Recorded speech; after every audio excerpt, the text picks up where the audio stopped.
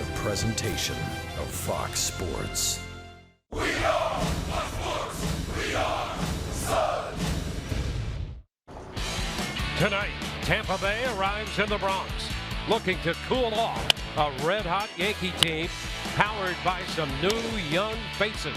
For the Rays, right-hander Alex Cobb goes to the hill, looking to build on a successful first outing back and silence the New York attack.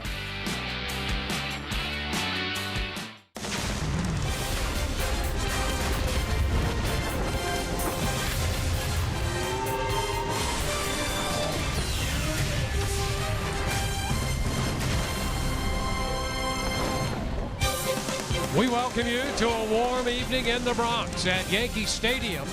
The Rays and the Yankees will open what is the longest road trip of the year for the Rays, an 11-gamer before getting back to Tropicana Field for the final homestand of the year. Hi again, everyone. Welcome to an evening of Rays baseball with Brian Anderson, Dwayne Stats. Good to have you aboard. Well, the Rays begin this 4-game series tonight in New York against the Yankees, and resurgence could be the theme. The last outing on that homestand Friday against the Toronto Blue Jays, Alex Cobb coming back, and he pitched extremely well. He waited 705 days, and then Cobb came back, and what a job he did in that ball game. You know, he gave up a couple runs early, pitched out of some trouble in the second, but then he went to work. The final 3 innings, 5 of the 7 strikeouts on just 31 pitches, and really, he got into that comfort zone where the fastball, he was able to command it around the zone, use the curveball for some early strikes, and then the split changeup. That's the Alex Cobb special, and he was able to put away a number of hitters with that pitch. Had them all working late. Cannot wait for the follow-up here tonight. Yeah, and here in New York, it has been a resurgence by this New York Yankee ball club. You see Cobb 5-2 against the Yankees in 10 career starts, but this is a little different look of this Yankee club. Some young faces, and they are led by Gary Sanchez. Came up last year, got into a handful of games, just a couple of at-bats, struck out in one of those at-bats. It's a completely different story this time. Listen, Gary Sanchez should be the Sanchez. This is a guy who has energized the fan base and energized this team, and I'm going to tell you something. The numbers that he has put up so far have been outstanding. 348.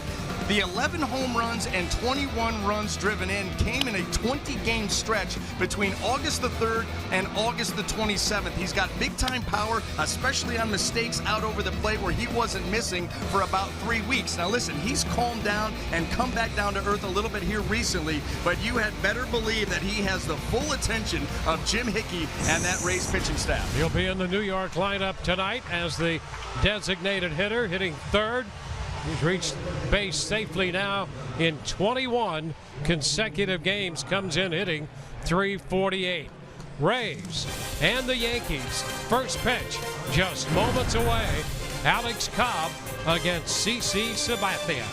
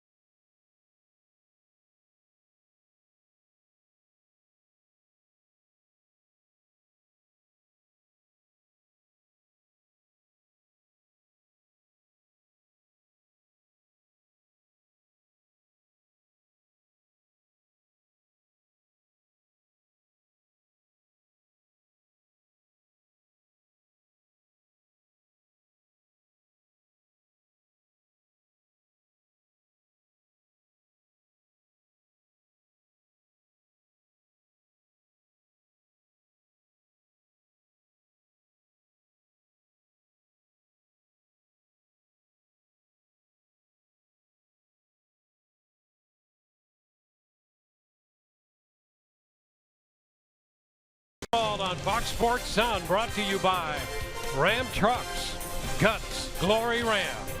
By Tampa Bay Radiation Oncology.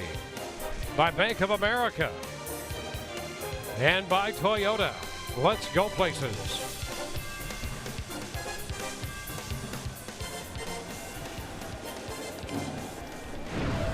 From the Bronx tonight, temperature 85 degrees as we start play in the first game of this 4-game series. Take a quick look at the starting lineup for the Rays. Presented by your Southern Ford dealers, Logan Forsythe, then Kevin Kiermaier and Evan Longoria, Miller, Montauk, Franklin, Souza Jr., Schaefer, and Casali. First pitch of this game offered by CC Sabathia, and it's outside. 1 ball and no strikes. Well, CC Sabathia, his last 6 starts, and 5 of them, he's given up 3 earned runs or fewer, and really in his last 3 starts, just a 1-2 record, but a 2.29 earned run average, throwing the ball well. There's a curveball, and it's in there for a strike, says Mike Everett. You see the overall season numbers, making his 26th start of the season. 25 starts, 150 innings, a clean 6 innings a start average for Sabathia.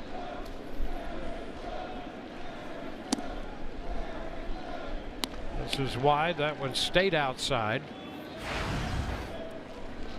A 2-1 count. Forsythe continues to be very dangerous out of the leadoff spot. And a good cut there, and he fouls the fastball back. 2-2.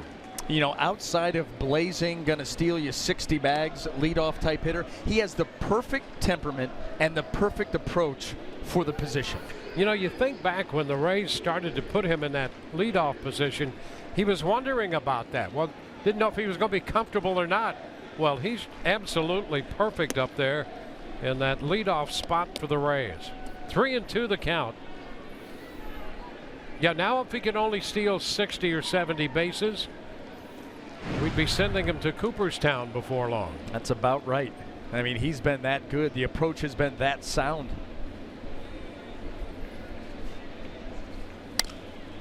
Pop back into right center, and that's Judge out there to make the catch.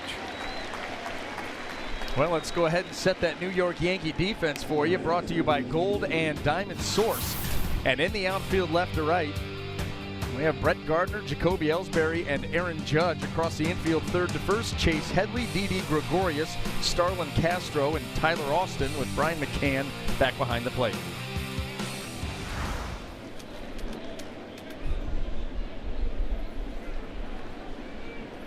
Well, Kevin Kiermaier has an 11-game hitting streak starting play tonight. And he takes a fastball up and in. The Buick GMC big matchup. The 11-game hitting streak with a couple of home runs, hitting .356, including a home run yesterday. And the curveball is in for a strike. Well, and he forces the defense to play him a little differently. You've got not a full shift on, but a heavy shade. Chase Headley in on the grass to try to take away the potential for a bunt. And really what that ends up doing is opening up the left side for Kevin Kiermaier, where, you know, if a left-handed pitcher or right-handed pitcher, really doesn't matter. They're going to pitch him away. You know, he can shoot that ball the other way. He's got plenty of a gap, and we've seen third basemen that are even in further than Chase Headley is right now. He's only back that far because of a 2-1 count. There's a shot deep into right field. Down the line. Is it fair? Yes. Gone. Home run by Kevin Kiermaier. His 10th of the year. And the Rays break out in front 1-0. Kiermaier extends the hitting streak to 12 with a long one to right. Well, and he extends the long one to right, home run in the first inning, to 2 games in a row. Well, he did it yesterday, and right here, that ball in, a little bit elevated, quick hands, he gets to it, and boy, does he blast that thing out to right field. That is now the 4th straight game that the Rays have homered in the first inning. Evan Longoria takes the pitch high. A ball, no strikes.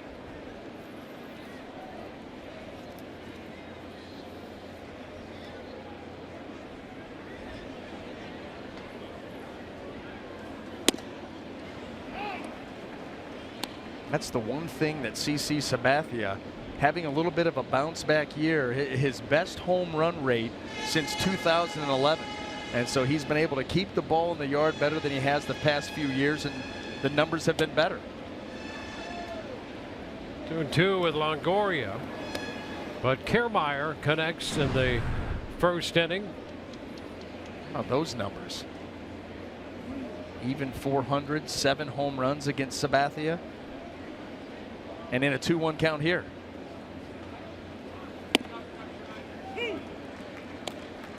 breaking ball in there. 2-2.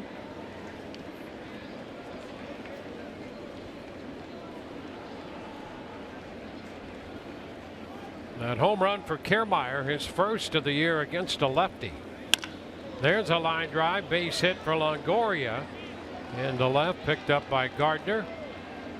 So the Rays have a base runner with a run already home. 1 on, 1 out now. Now this has been something that the Rays have been doing a lot more of recently, jumping out in front, taking leads, runs early in the game.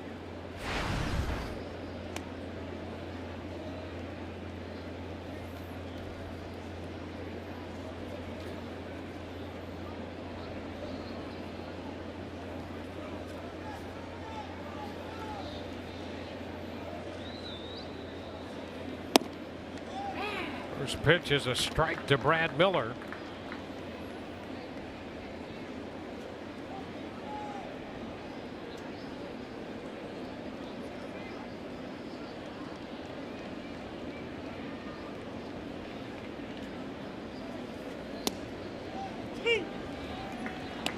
Oh, 2.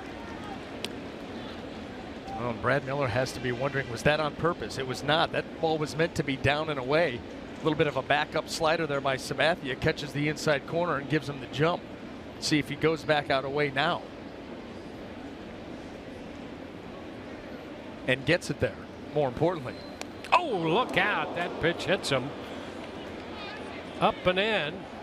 And Miller heads to first.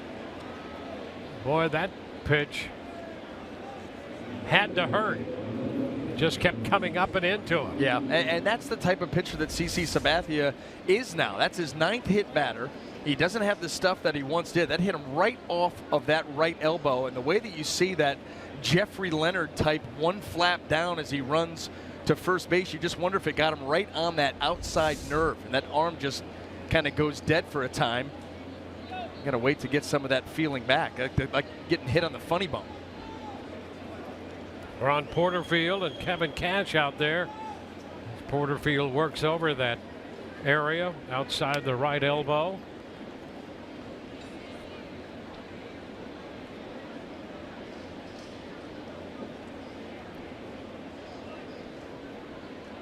Brad Miller's like, hey Ron, would you get your thumbs out of my elbow joint? You go, shaking hands was one thing. The thumb and the elbow, that's another thing. So he'll stay on to run at first. Longoria now at second, 2 men on with 1 out.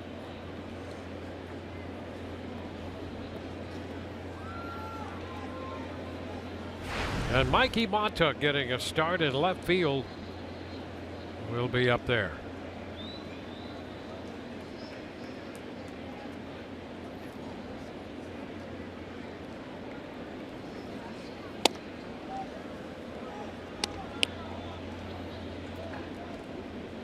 Want to know the count.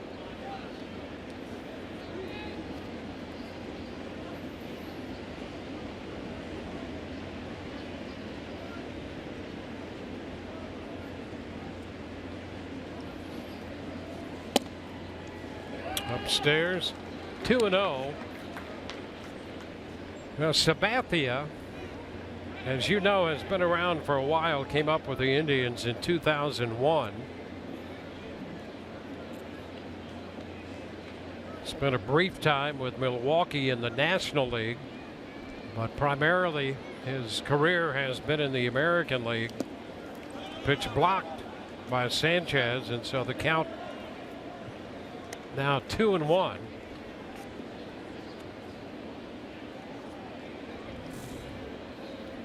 You see there overall 477 starts. This is his 461st start for his career in the American League.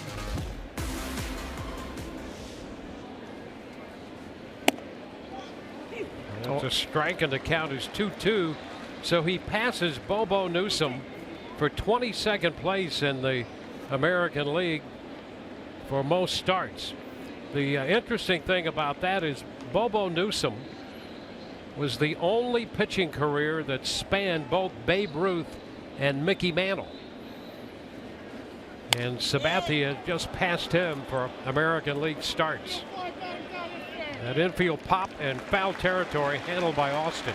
Well, my only question is, given name, or was he just a real friendly guy? Just a real friendly guy. So he got the nickname Bobo? Yeah. He's my Bobo? Okay, I got it. That's pretty incredible, because you think of the Yankee greats, and you think Babe Ruth in one era, Mickey Mantle in a completely different era. To have a guy that touched both of them, that's pretty incredible.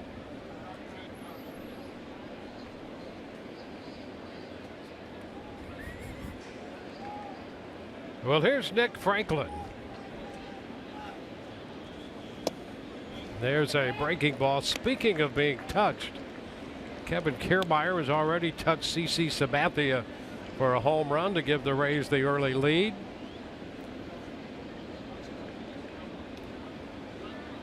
Two men on, a chance for more.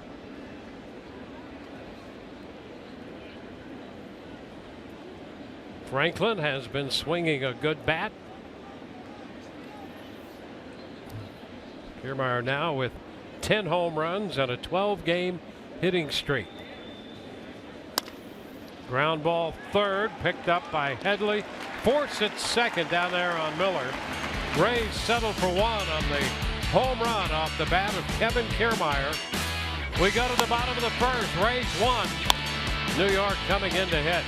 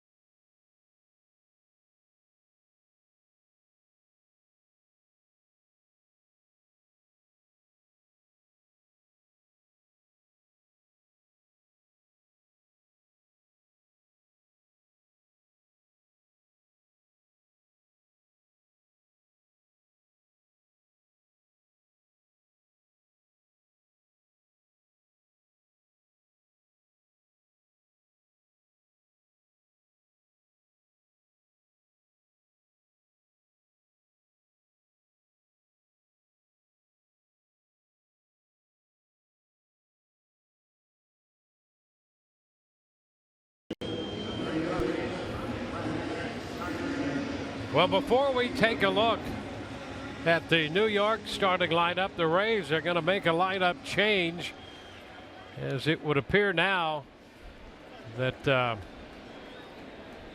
Brad Miller is going to move over to play first base. He was originally in the lineup at short, and after being hit in the elbow, they're going to flip-flop Franklin and Miller. Franklin will go to short, and Miller will now go to first. Well, he's got that compression sleeve on that arm, and you can see even his tosses as he was infield practice, throwing over to Nick Franklin, that one over there to Richie Schaefer at third base, just not able to get a whole lot on it. So no reason to have him out there at shortstop, not being able to make that throw. And so you get the compression sleeve will keep the swelling down in theory, and you hope that Brad Miller can finish this game. And here is a look at the New York lineup presented by your Southern Ford dealers. Gardner leads it off, and Ellsbury and Sanchez the DH. Gregorius at short, followed by Castro and McCann. Headley hits 7th, Austin 8th, and the number 9 hitter Aaron Judge in right field. Well, what can you do for an encore? Alex Cobb, very good his first time out. After waiting 705 days, he went 5 strong innings, giving up just 2 runs, 7 strikeouts, just 1 walk, and finished great. Last 3 innings were outstanding. In the 5th inning, he struck out the side. Here's Brett Gardner hitting .257, and the first pitch is a strike. Fastball. 28-year-old right-hander Alex Cobb.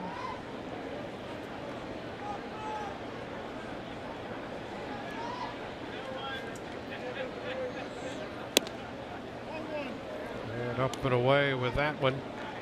1-1.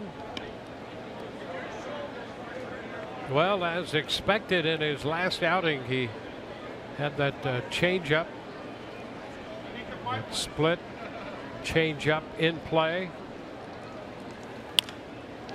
Little popper, shallow center. That will fall for a base hit in front of Kiermaier.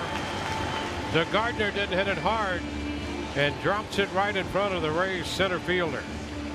Yeah, just placement there. That ball right off the label of the bat. Here it is. First fastball was in there. They come right back. He gets it to its spot. He gets poor contact. But Gardner just drops it right in front of Kiermaier. Kiermaier's not getting to it. Nobody is.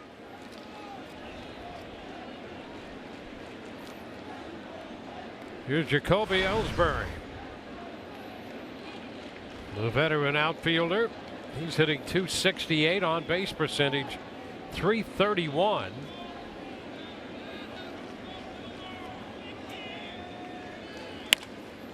And he loops one into center. Here comes Kiermaier, can't quite get there, and another base hit.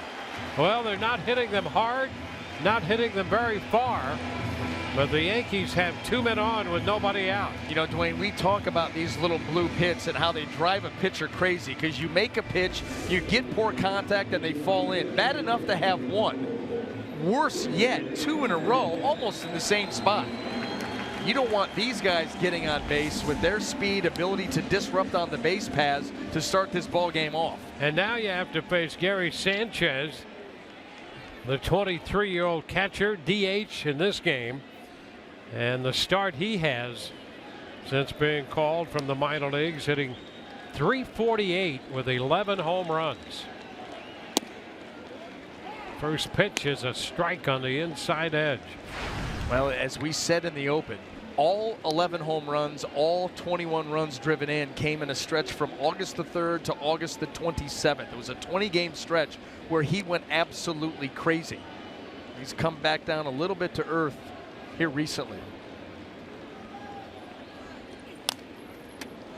Founds it. When you look at the early scouting reports on Sanchez, the Yankees as a hitter loved his power. Fastest player in Major League history to reach 11 home runs, just 23 games, and that's a reflection of his power. But the batting average, he has shown tremendous signs of being a good hitter as well as a guy with power.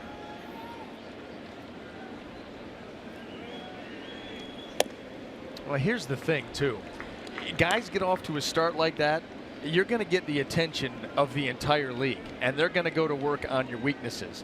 You know, since that stretch that we talked about, he's 8 out of 35, a batting average of .229, a couple of doubles, no home runs, no runs driven in. So adjustments have been made by opposing pitchers. Now, what can Gary Sanchez do about it?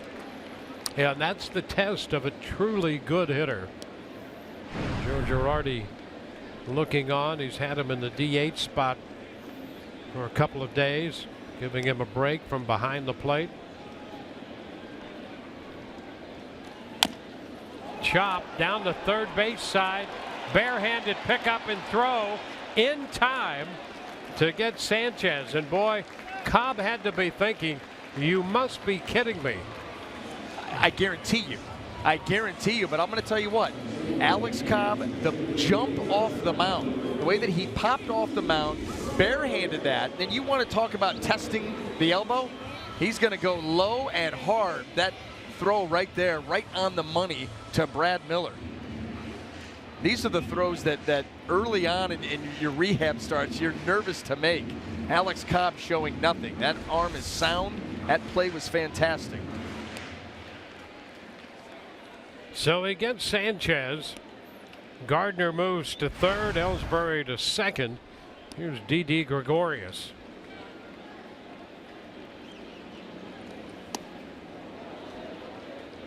Strike one, big cut out in front. It's one thing that Alex Cobb does very well is he's able to use that curveball as a first pitch weapon to get strikes, especially against left-handed hitters. He gets a swinging strike there, but a lot of guys will take it, and even when you swing at it, it's tough to nail. It's a free strike.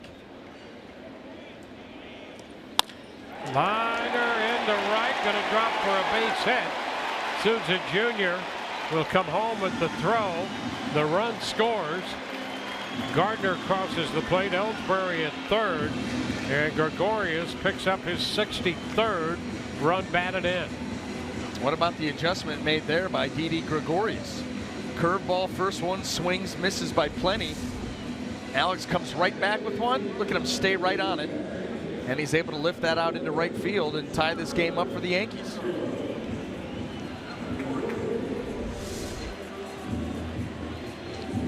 First and third, one out. Now Starlin, Castro.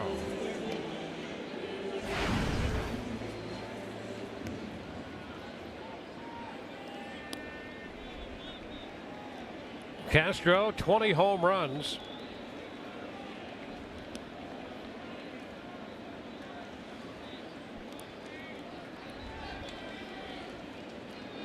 Over to first, ball loose. Then down the line from third, Ellsbury heads up, scores.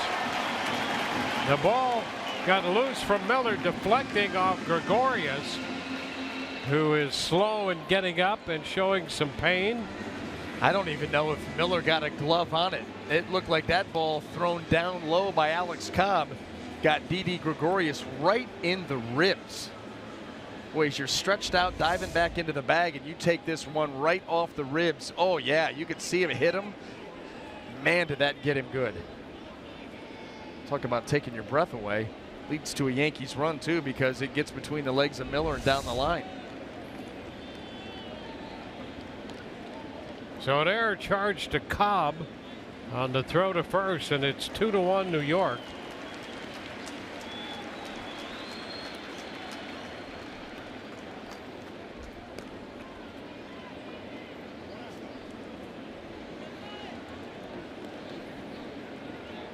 No count yet to Castro.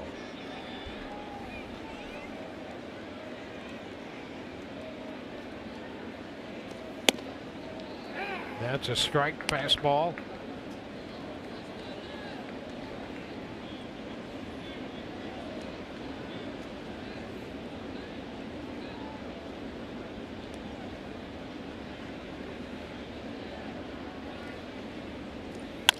Ground ball by the mound to second.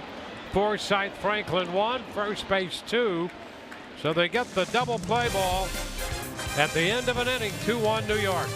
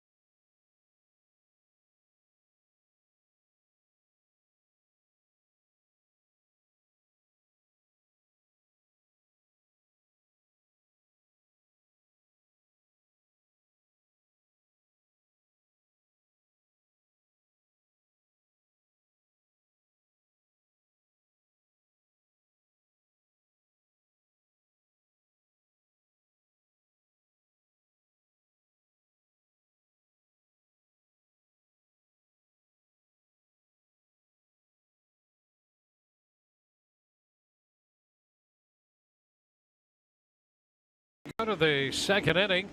Follow Rays baseball live with the MLB.com at-bat app. Stay up to the moment at any moment with game day, live game video highlights, StatCast, news, and more. Download MLB.com at-bat, the #1 app for live baseball on your phone and or tablet. Steven Souza Jr. will open the inning for the Rays, taking a pitch too high. Richie Schaefer will follow, and then Curt Casali.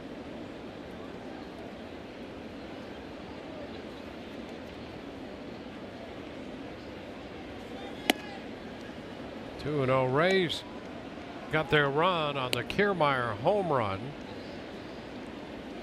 A couple of hits and a hit batter in that first inning.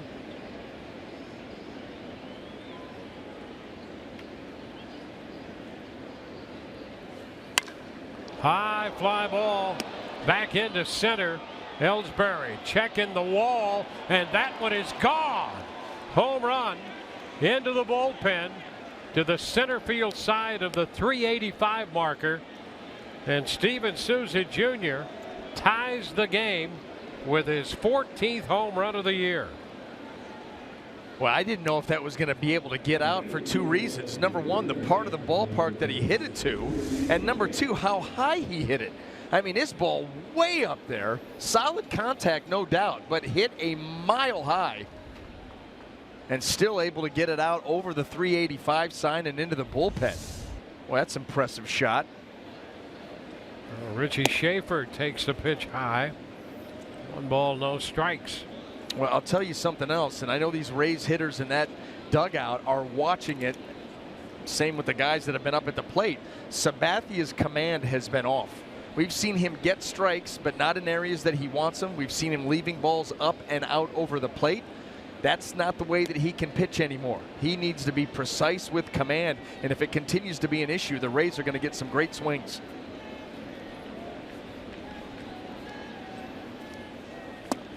Big cut and a miss. Schaefer opening and swinging and missing.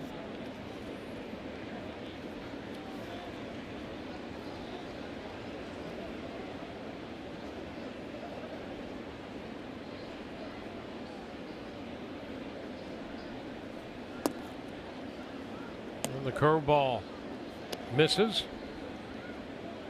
2-1.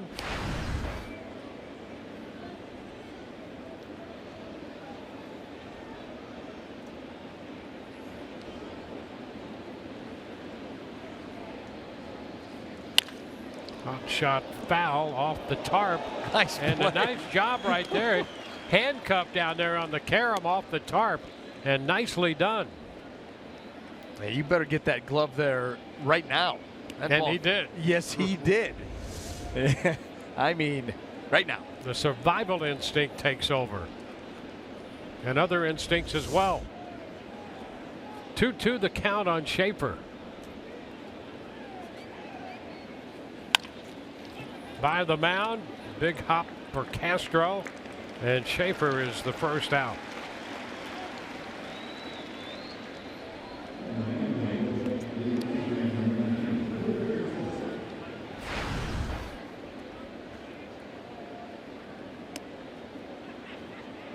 So Souza's homer has tied the game. 1 away, and here's Curt Casali.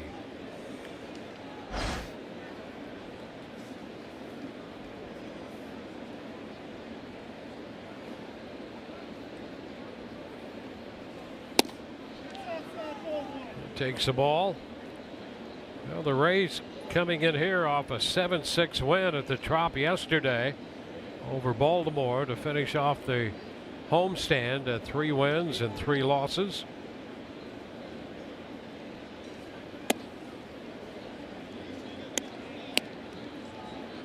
And the Yankees coming off a sweep of the Blue Jays.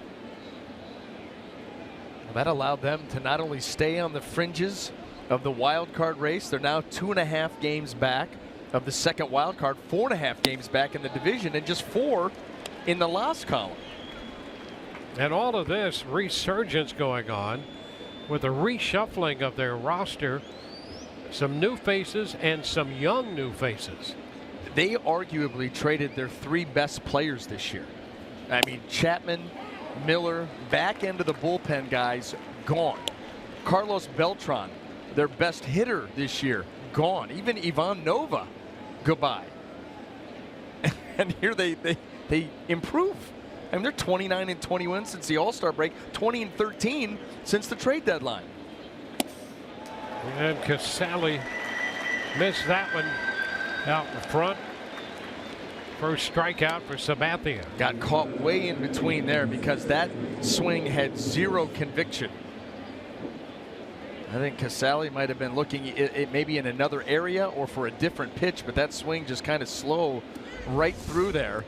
Just watch, there's no conviction here.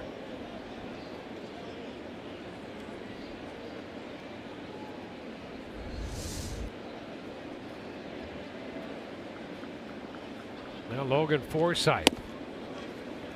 First pitch is a strike.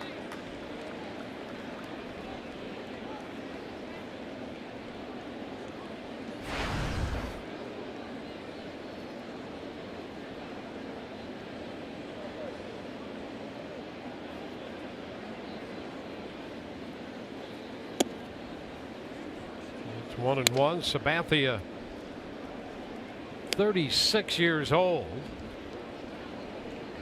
Yankees have a club option on 2017.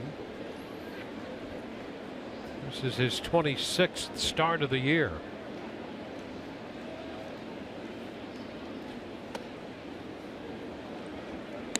Two and one now.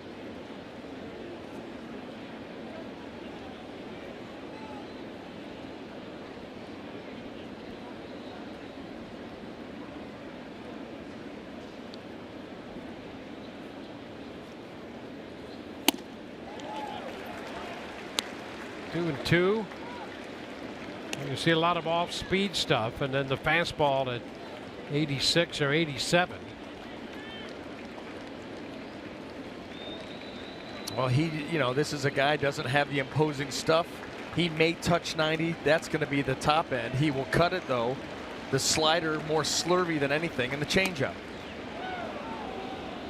There you go. That's about the top end we've seen here tonight at 89.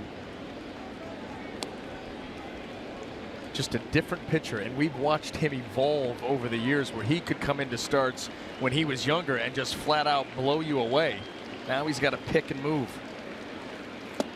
3-2, and he strikes out Forsythe. Rays hit another one out, a leadoff home run from Steven Souza Jr. That ties the game 2-2 through an inning and a half.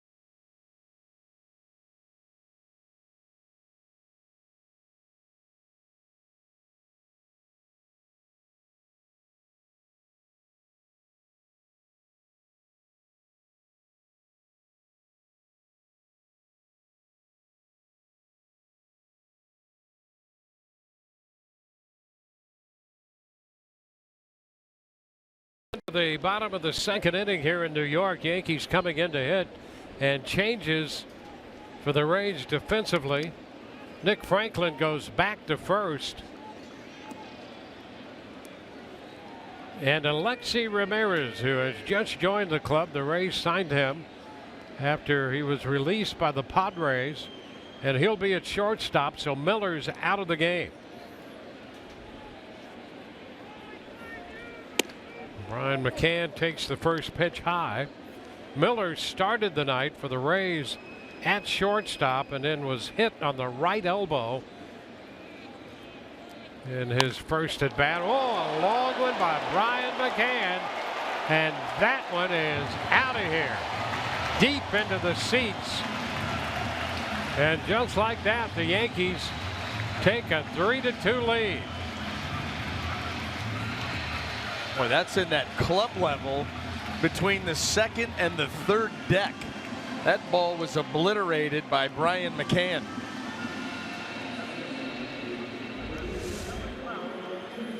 And here it is.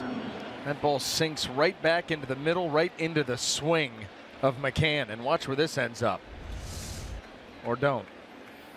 Chase Headley takes one upstairs. Well, there, as we back out from that shot, gives you an idea of how far that ball was hit.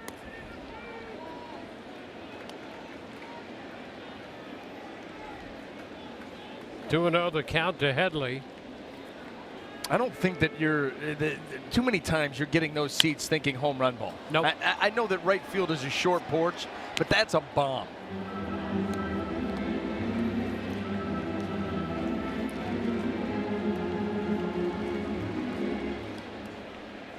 Yeah, up there, you know, the angle even has to be right. The distance has to be great and the angle right to get it into that spot. Here's Ramirez with a pickup and the throw to first, getting him. Alexei Ramirez making his first play since putting on the Rays uniform, and we saw some of the flash that he will bring to the infield. Welcome to the Rays, Mr. Ramirez. You could see where he's positioned. That ball, a little bit of top spin, smooth. So the newest Ray, Alexei Ramirez, in on the action right there.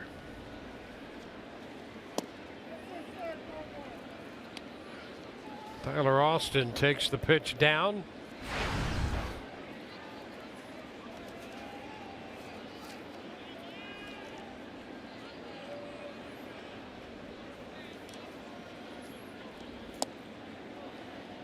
One and one. Remember, Ramirez, most of his career spent with the White Sox, and then to the Padres. 35 years old and a couple of weeks out of Cuba.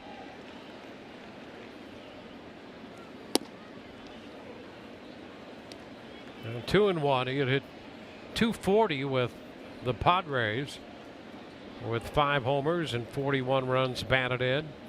Mostly short. Did play a little bit of right field. Uh-oh. I know. That's intriguing. Now here is Forsythe, a little bit to the shortstop side of the bag, handling this one. And Austin is out of there. Greater coverage of baseball brought to you by T-Mobile. And a little more on Alexei Ramirez in his 9th year, a .270 career average, and an all-star 2 years ago.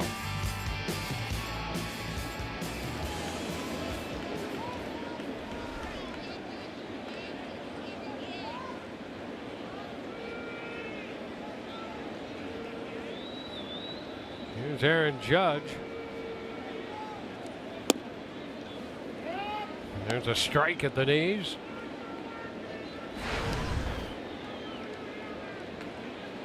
Judge, the right fielder, hitting out of the 9th spot. 2 outs, bases empty. 3-2 ball game.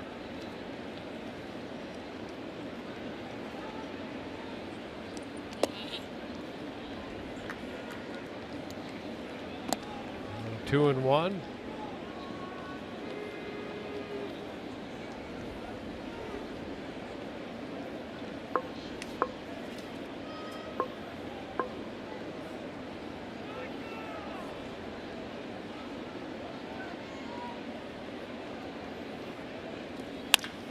Line drive, base hit into left. That fastball up, and Judge hit it hard. Well, you remember, Aaron Judge has 3 home runs. The batting average 171 right now. He has been slumping. 2 of the 3 home runs came in the first 2 games that he played, both against the Rays. And it was pitches up there, up around the belt, where he's able to get that powerful swing. He's able to create so much leverage, 6 feet 7 inches tall, that he's going to hit those balls hard. Yeah, it's been feast or famine with him, coming in with 70 at-bats and 37 strikeouts. Those 2 home runs against the Rays. He's added another one. Now a base hit. And the top of the order, Brett Gardner up.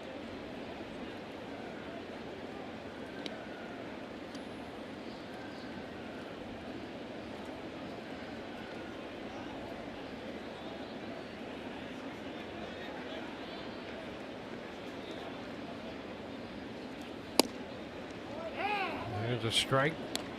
Gardner had been struggling a bit until their win yesterday over Toronto. He went 2 for 4. Had a base hit his first time up.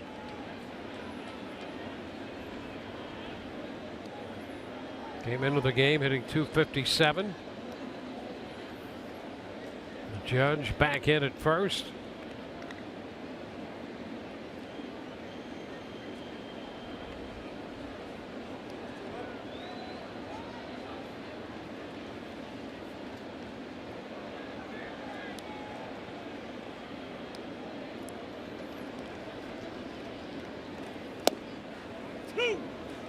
One and two.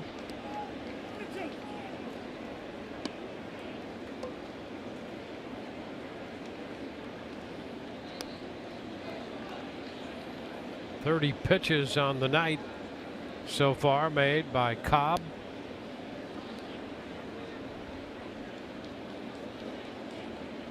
Now a move to first. You could see Judge start to move a little bit over there to expand things, and Cobb went over there, keep him a little closer. Oh yeah, he's so tall. All he did was just turn around and fall down. Made it all the way back to the bag. A little tapper foul.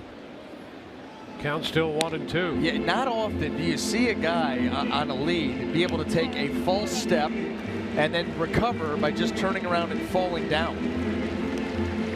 Well, he's as tall as his leads are. Yeah, that's about right. Now watch. Okay, little false step. Just fall. I mean, that's all he did. He just turned around and fell down. That's a pretty safe lead.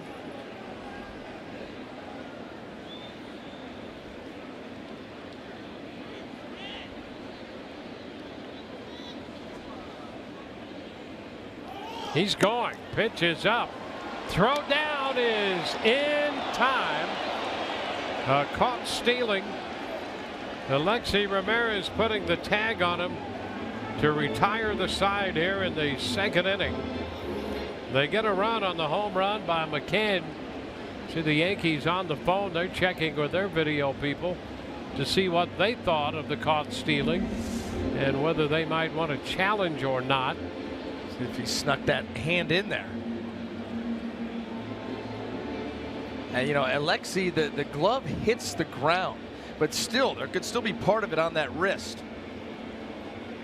Well, that's awfully close, though. And Tim Timmons right on top of that play, making the call. So let's see what the Yankees decide they wish to do here.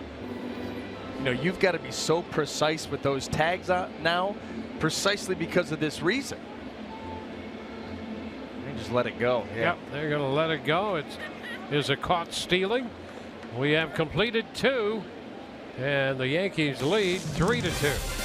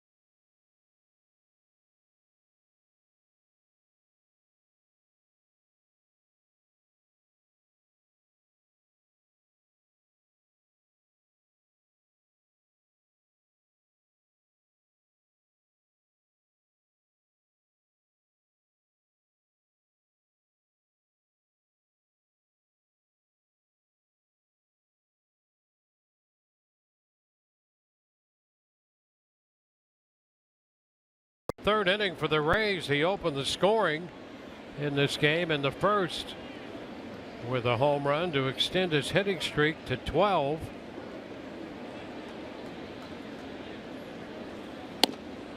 And he'll take a first pitch strike to begin the third inning. 3 for 4 yesterday with a homer and 3 runs batted in.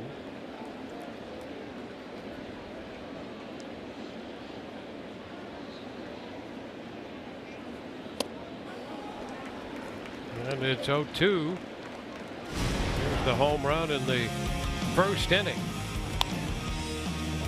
Ball absolutely drilled. Third home run he's hit in the span of this 12-game streak.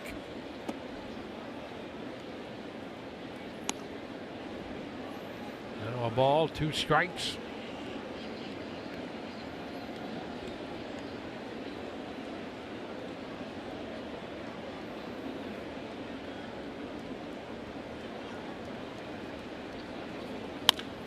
Fly ball into right. That's got some carry, and that will get out of here. Leadoff homer by Kiermaier here in the third, and that ties the game 3-3. Ball's flying out of here tonight, and Kiermaier hits his 11th home run of the year.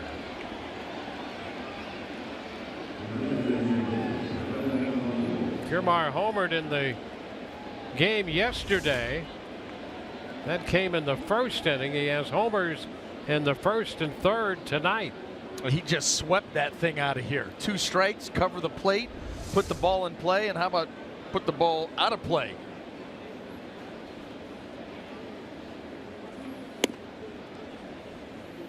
Pitch is high to Evan Longoria. Well, 20 home runs given up by Sabathia. And 3 home runs in an outing, a season high for CC Sabathia this year. Dwayne, I told you that there would be no math, but I'm going to break that promise, and I'm going to tell you this. Kevin Kiermaier, since he's moved to the 2-hole, hitting second in the order, .294 average, on-base percentage over .350, up around .360, .365. 6 of his 11 home runs have come out of the 2-hole. How about that? It's a whole new perspective for him up there. It's got him locked in. I think, he's one of those guys, you give him more responsibility, you're going to get more back from him. That's what we're seeing. A little tap to third, charged by Headley. Throw to first, and that is pretty close there. Boy, I'll tell you, Longoria almost legged out a base hit. First out here in the third. Headley just did get it there in the nick of time. Man, you cannot go to sleep on Evan Longoria. Well, he's a guy that'll get up the line long strides, and he gets that down to less than half a step. Real close. Well, here's Alexi Ramirez.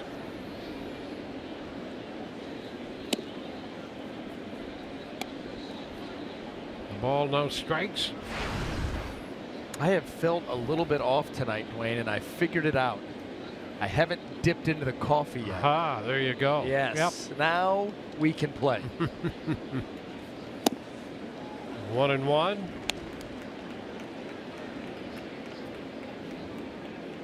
I've run into a lot of people feeling that way tonight for whatever reason. There's a lot of giddiness. Maybe it's the 11-day road trip. Yep. Start of the challenge of an 11-game trip. Longest of the season. You start with a 4-gamer in New York. It's going to feel like we've moved here. And then 3 quick in Toronto, and then 4 in Baltimore. And those 4 will feel like, you know what I mean? Yep. You could run for office in Maryland. I won't even recognize anybody when we get back home. 2-2 on Ramirez. But everybody's feeling good tonight. Yeah, I think so. Weekend in the city helps too. It was a good day. today to be outside. Gorgeous. Not 127 like it was the last time we were yeah, here. That's exactly right. Ramirez out on strikes, the second out. And did you see Fox Tracks where CC Sabathia attacking Alexi Ramirez? None of those pitches even on the plate. He knows how aggressive he is. Mm-hmm. That's his trademark.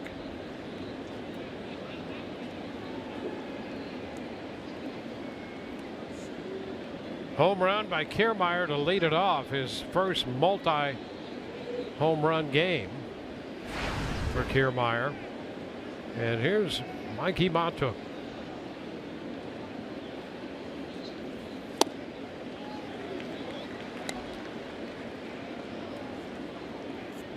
Well, he had to swing at that pitch or get hit in the knee.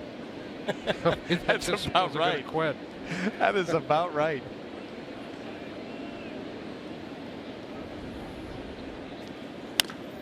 This one is fouled. Yep, there he is. He's got that play down. Yes, he does.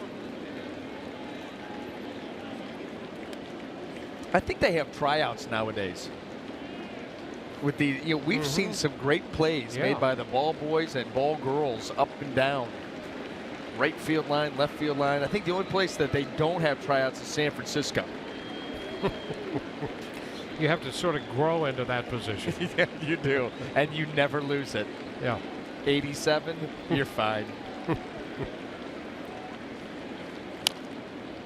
Works him close again. Gets a little foul ball.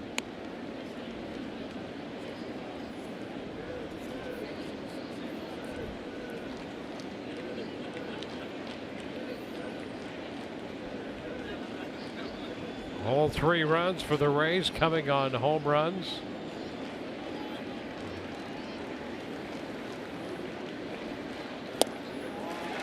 Took out on strikes.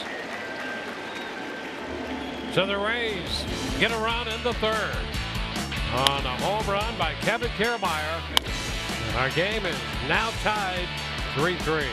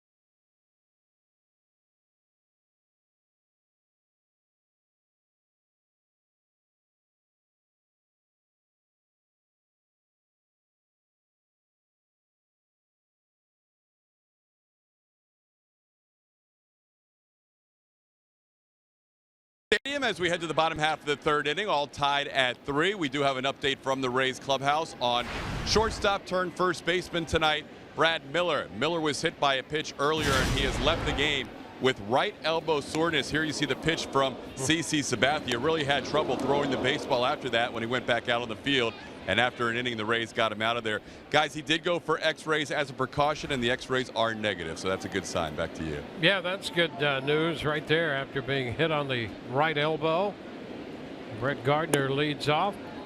Watches that first pitch come in out of the zone. 1-0, so Miller out of the game. And he did have trouble when he picked up the ball, even throwing it. He had trouble trying to just get the ball out to fielders to field. And then even after the play where the ball hit Gregorius in the ribs, trying to throw that ball back to Alex Cobb, had a hard time getting it there.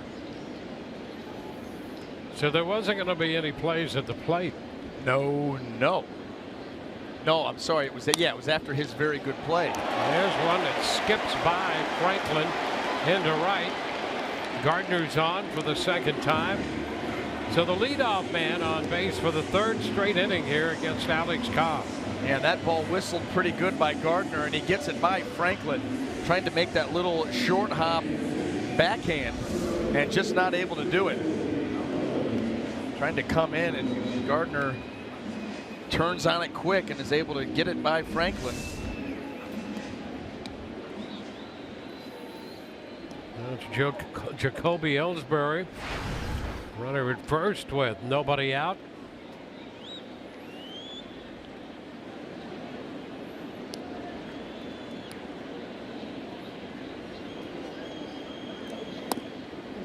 Pitch is down. Want to know, talking about Miller, and he had started the night at short and then tried to move over to first and played there and then left the game with the elbow, and that brought Alexei Ramirez into the game. Pitch a little bit wide. It's 2-0. The Rays bringing in Alexei Ramirez because they were going to need some help at shortstop. Matt Duffy will have surgery tomorrow on his left heel. 2-0 the count. Over to first, and Gardner quickly back in. Duffy having that surgery in Charlotte, North Carolina, and figures he'll be ready and as good as new for spring training. Dr. Bob Anderson will perform that surgery. He's the orthopedist for the Carolina Panthers. Here I thought you were playing around. It's legit. Oh yeah, it's legit. I'm always legit. I literally thought I'm like, he just went there, but it's really him. I see it in the notes. Yeah, Bob Anderson. It's a great name. Mm-hmm.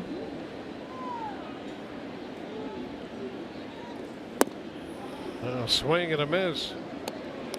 We have 2-1. We have a Dr. Bob Anderson up here performing surgery. Yeah, we do, and we're not quite sure he's a doctor of what, but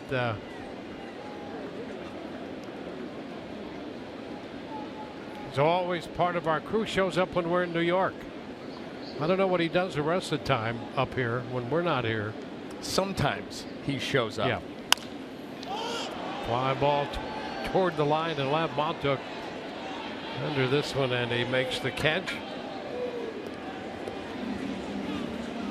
So Gardner at first, ELLSBURY out of there.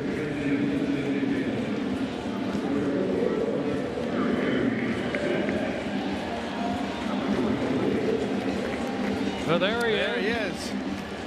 So, and we're still not sure what he does when he is part of the crew. Well, I'll say this. This is the first time that he's stood up in 2 hours. So he's trying to look busy. Yep. This is the first time that he has stood up in 2 hours. Yeah. Nice shirt, I've been though. sitting back here reading your magazines. Yeah.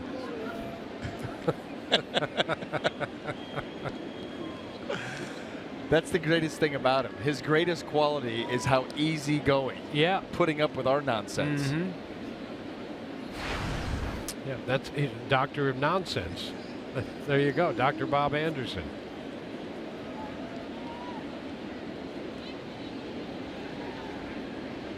Sanchez out pitcher first in the first inning. Again, a move to first. And Franklin could not hang on to that peg over there at first. Now he's a little slow in getting up. And Gardner trying to straighten himself out as well. Let's take a look. Oh, it's another throw. Again. You know, yeah, that's second time that Alex Cobb, he got Didi Gregorius in the ribs, and now he gets Gardner. As you see Franklin trying to go for it, not able to get to it. You know, how often, you very rarely see that. 2 Yankees right in the ribs, and Gardner is not happy.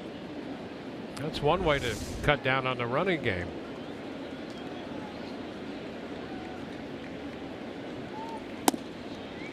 Pitch is low to Sanchez. He's still not too pleased. No. I mean, he sat down on first base. Foul outside of third, 1-1.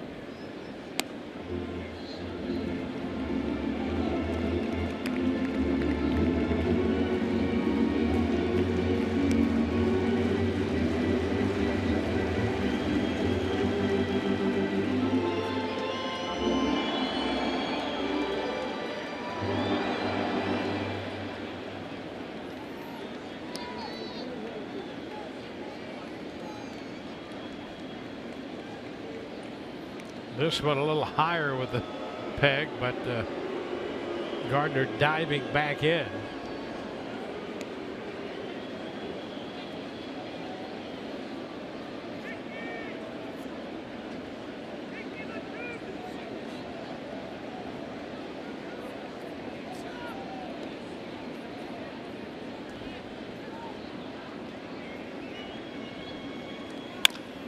Into center field. Kiermaier's there to make the catch, and Gardner hustles to get back to first. Kiermaier always takes a look just to see what's going on behind that runner and decided to hang on to it, and Gardner was not taking any chances. It gives him something to do, and he's always looking for something to do. Yep.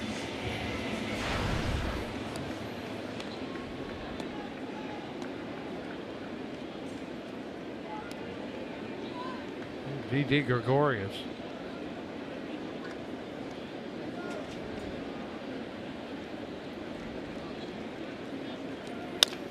Tap right side. Forsythe flips it to first. So a base hit by Gardner. That's it. He's stranded.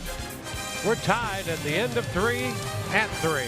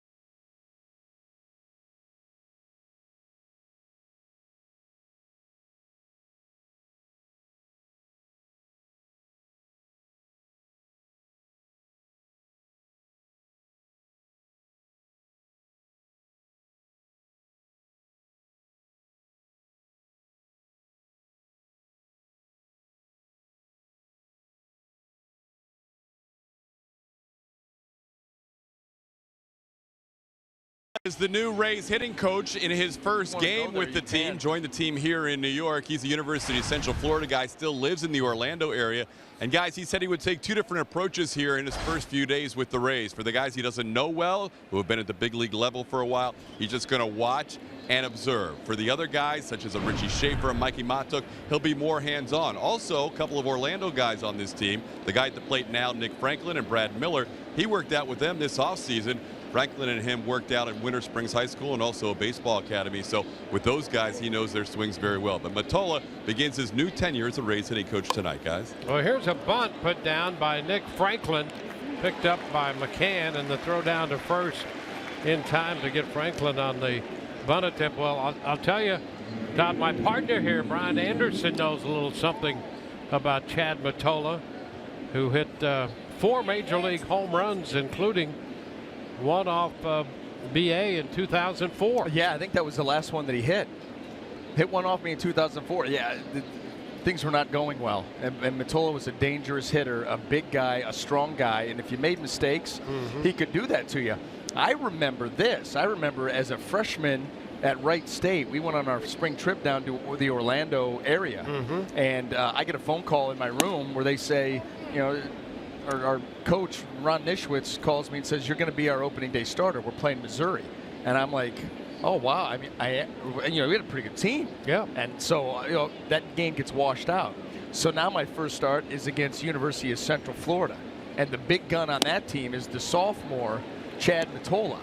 And so he was the guy in the middle of that lineup. So we hooked up way back Tinker Field in Orlando back in the day. Wow. So we go back a long, long way. College days. 1-1 to count to Steven Souza Jr., who homered in the second inning. 2-1. If your elbow had been good, he wouldn't have touched you. Well, listen, I think I got the better of him in the college game.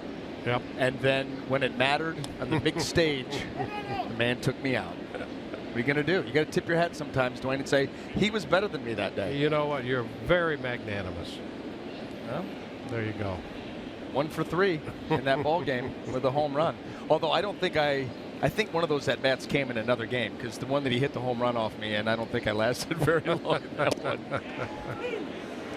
There's a strike, and now it's 2-2 to Steven Souza Jr. 1 out, bases empty.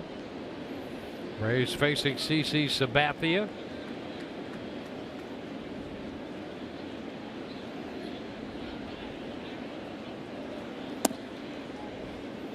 And the count is full. Taking care of another little piece of business.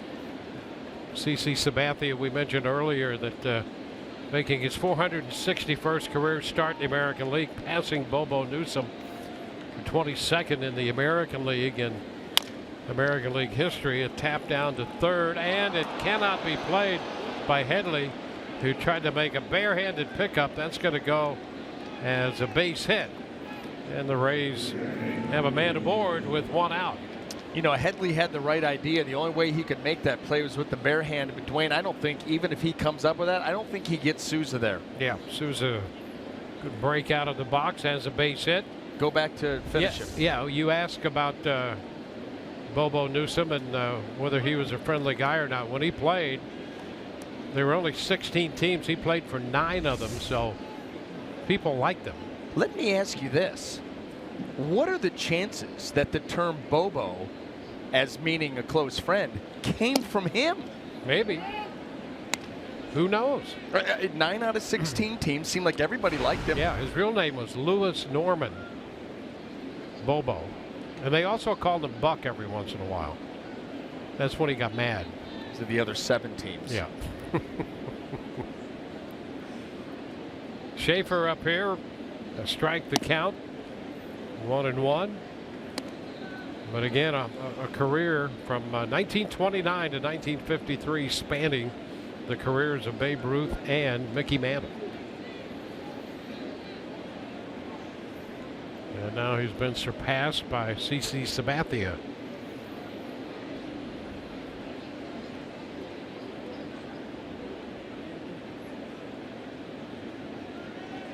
Three runs, 5 hits for the Rays. 3 runs, 6 hits for New York.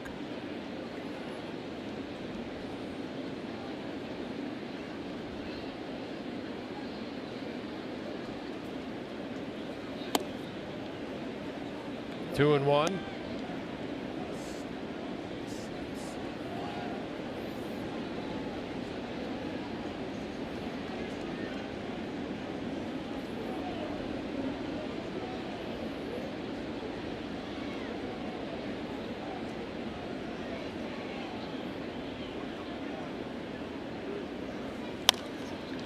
Fly ball opposite field.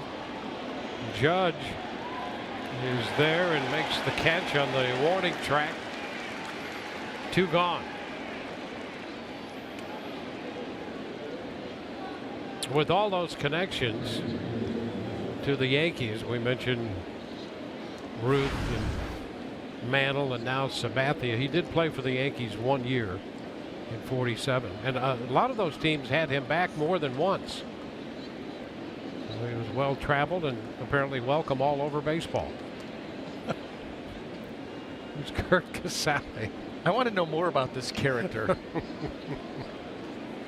and it sounds like we're going to learn some more. Well, that's we don't want to overdo it, you know, but it had relevance in that here's a guy Sabathia is moving beyond, a guy who had spanned the careers of two great iconic figures of the game. Would it be completely inappropriate if, as you wrap up Bobo Newsom, I sit on your lap? Well, young man. And I'm going to tell you what I want for Christmas, too. Yeah.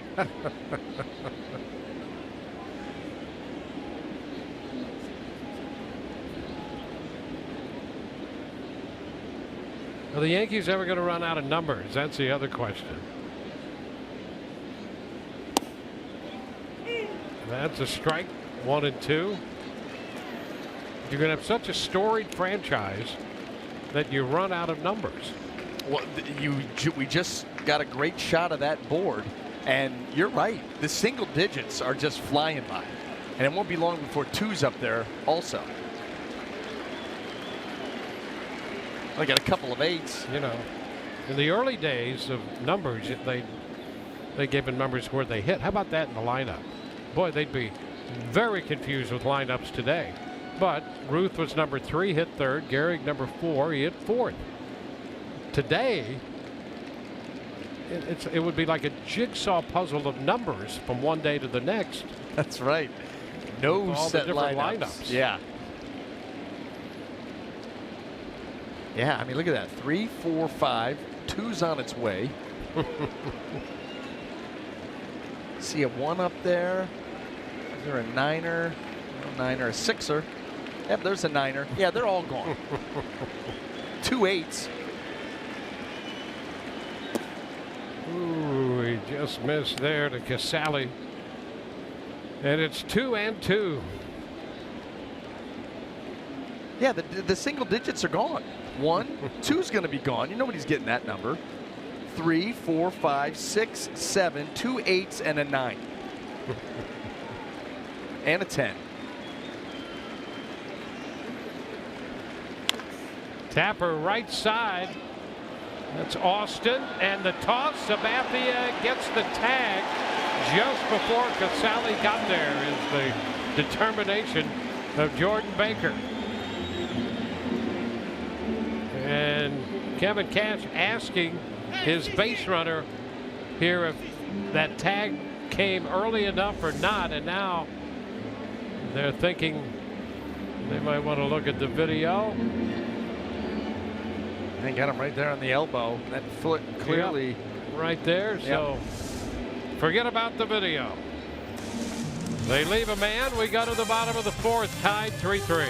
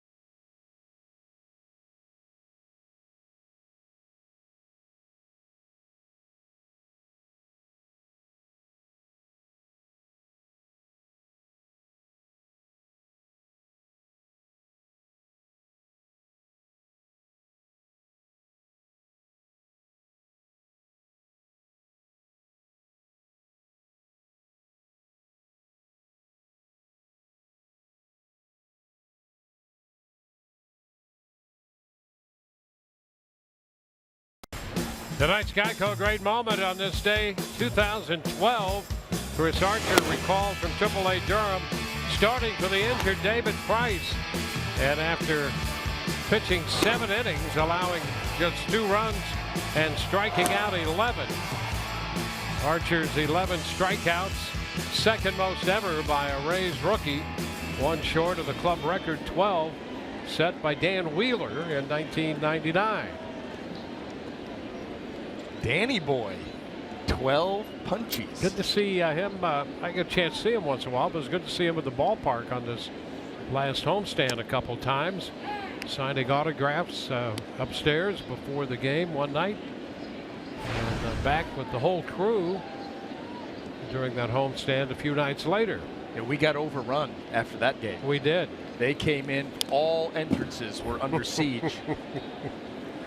They came, in fact, the camera booth next to us, they came filtering in over that wall. They breached every possible way out. The kids were running high home camera with Jimmy for the last inning or two of that game. I'm sure of it.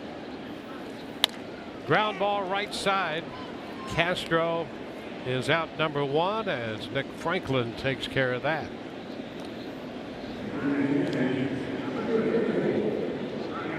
So Castro out of there, and here's Brian McCann.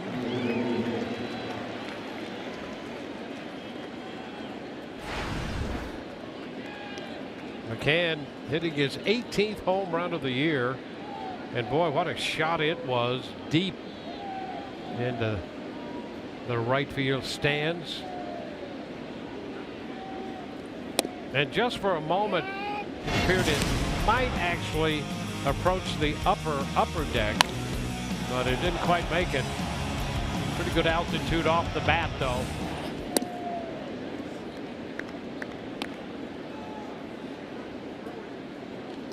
A 1-1 count to McCann.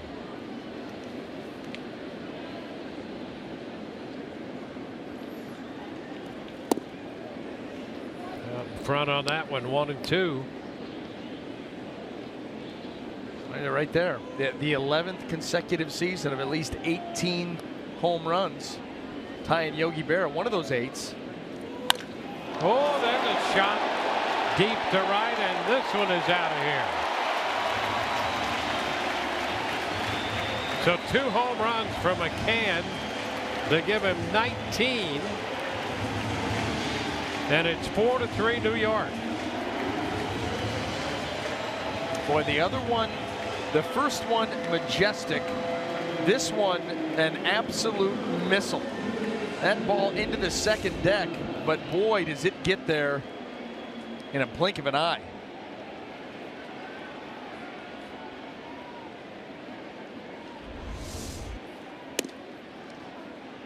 Chase Headley takes the pitch up.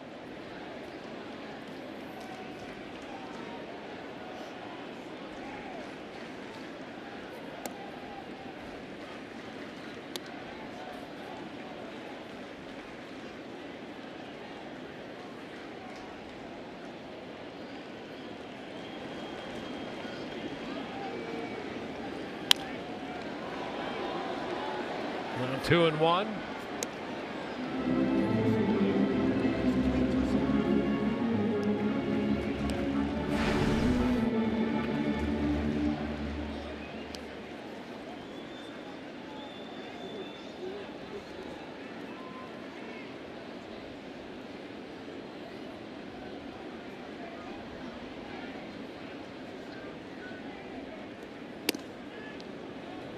Three balls and a strike. Well, McCann is now 4 for 9 on this homestand, and 3 of those hits have been home runs.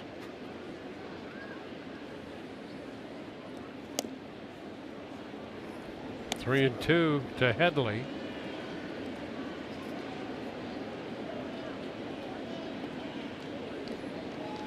Well, this is a team that's won 10 of their last 14 games. They just got done sweeping the Blue Jays on what's their longest homestand of the year as they try to continue to make hay in the East and in the wild card race.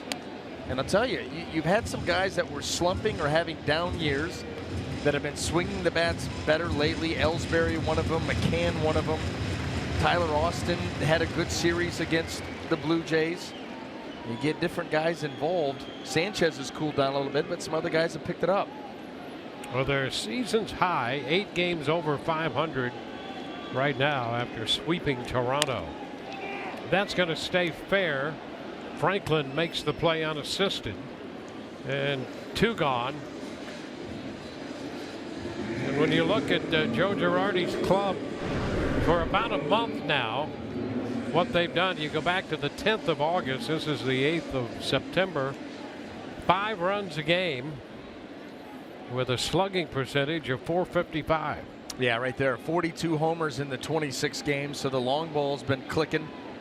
That seems to be the magic number. If you can get up to 5 runs a game in that vicinity, you're going to win majority. Well, that takes a hop right away from Forsythe with some top spin on it off the bat of Tyler Austin. So with 2 outs, Austin is aboard. And this ball right here, you see Logan out there, shortstop side of the bag, and that's a tough hop. That ball hit very hard. You almost get into a defense mode. You're trying to make a play, but you also got to protect yourself. You kind of try that backhand. Yeah, you'd like to survive to get your next at bat. He leads off the 5th. Here's Aaron Judge. Pops it up, foul. That will carry out a play.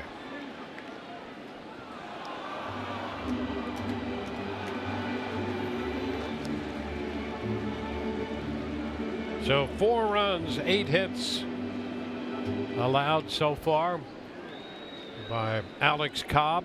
The Rays down 4-3.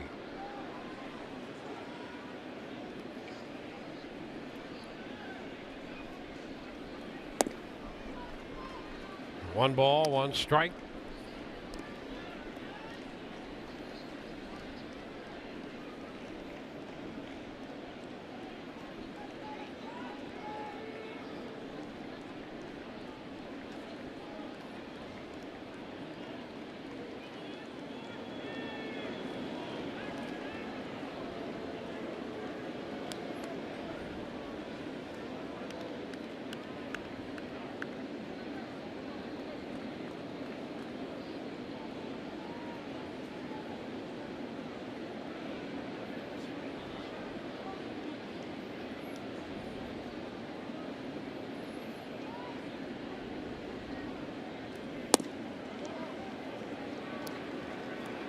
Now 2-1.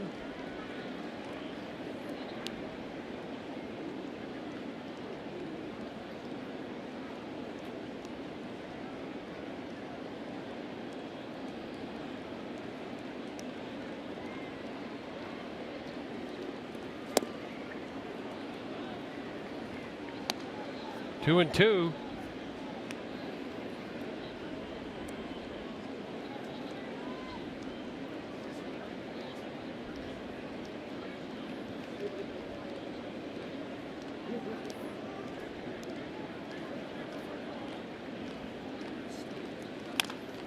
Roller to short.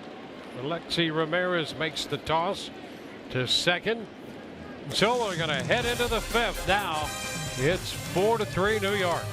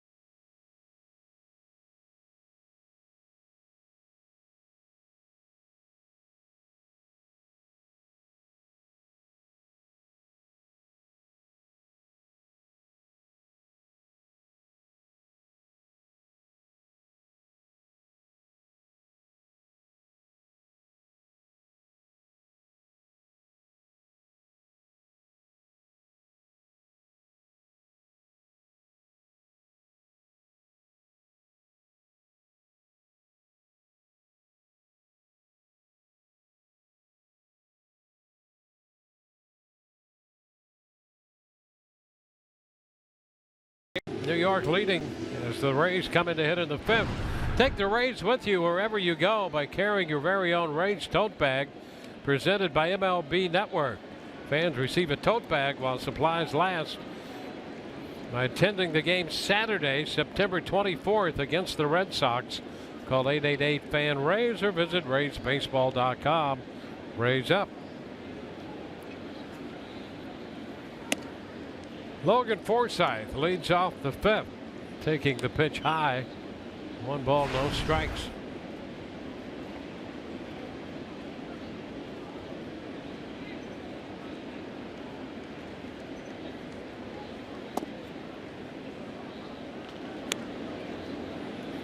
Fly ball to right, and the strikeout here tonight for Forsythe.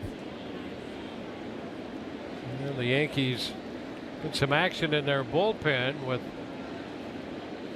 CC Sabathia hitting the 80 pitch mark. And starting the 5th, there's a little tap. Jonathan Holder, the right-hander, loosening out there.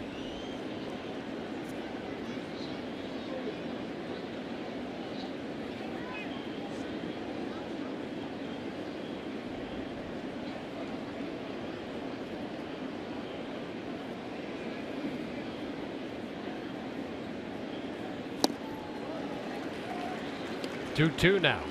A good change of speed there as you fall behind. 2-1.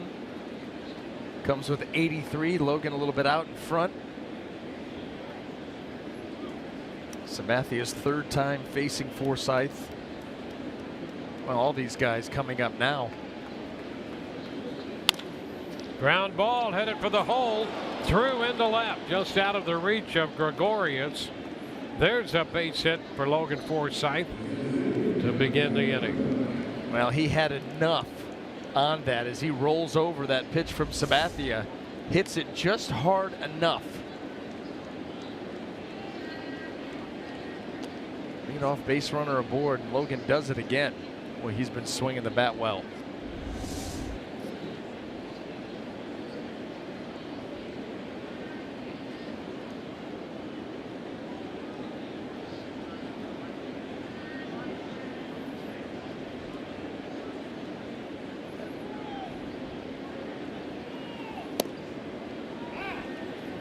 Kevin Kiermaier takes a strike for a Toyota inside look, and Kevin Kiermaier, a couple of home runs tonight off the left-hander Sabathia. First 345 games, a total of 3, and these tonight the first 2 this year. He's down 0-2. Well, and they come when he, is red hot. Had the 11-game hitting streak coming in, hit a home run, a 425-foot shot in the ball game yesterday. Seeing the ball well, reacting well. The second home run came with 2 strikes. He taps it foul. You'll see another pitch.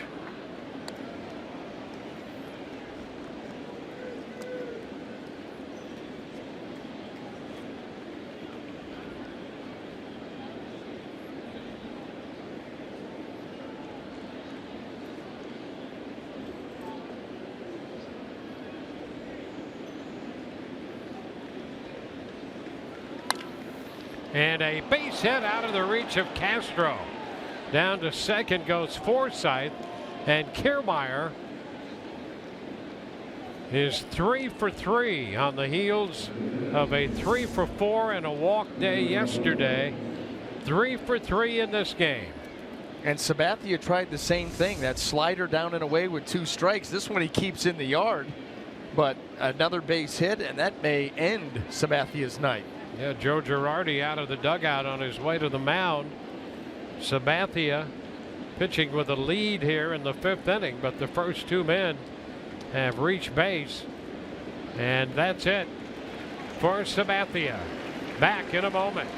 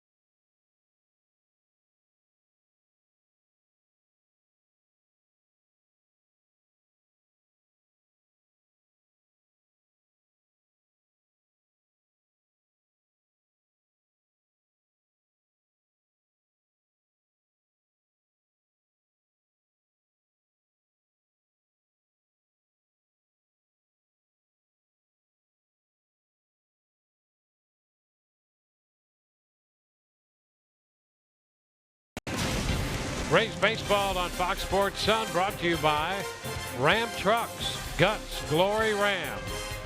By Geico, 15 minutes could save you 15% or more on car insurance. And by your Southern Chevy dealers.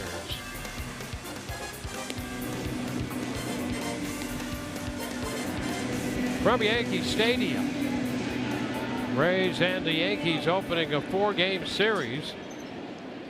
Rays are down 4-3.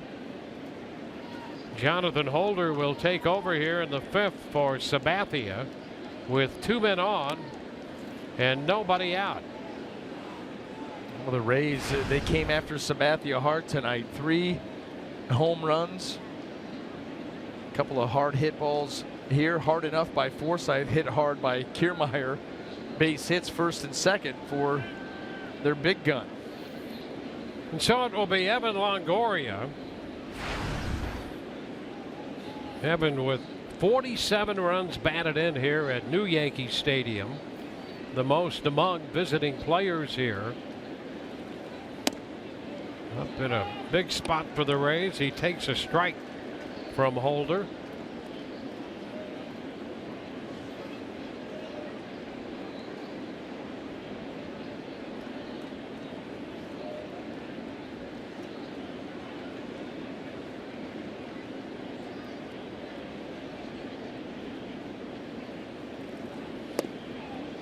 Pitch is down. Holder, aptly named for a guy out of the bullpen. His name's become a statistic, or one who has many of them. Trying to come up big here. Tough spot. A ball, 2 strikes.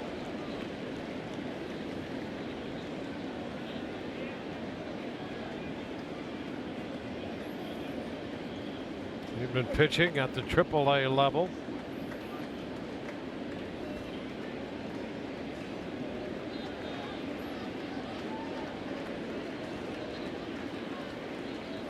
Ground ball down to third. Out at second and out at first. He throws the double play ball. Forsythe goes to third. Longoria out 5-4-3 on the double play. Well, he got ahead of him and then he got him reaching. And as he reaches, he rolls right over that pitch, right to Chase Headley. And it got to him and it was firm enough hit that you knew they had a good chance to turn this. When it gets to him quick and then right over there, Castro, get him by a half a step.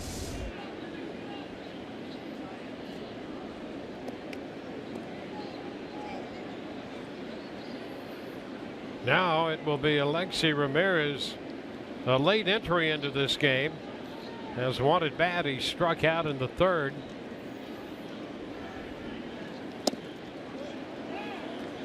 And he looks at a strike this time.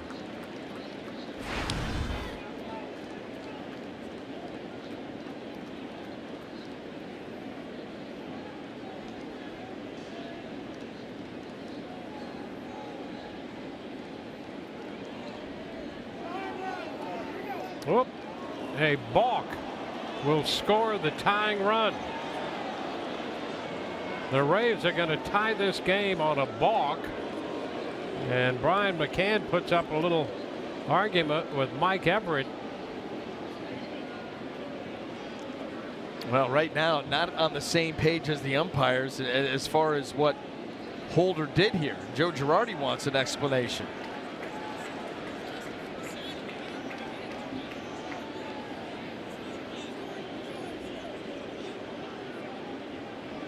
Let's take a look.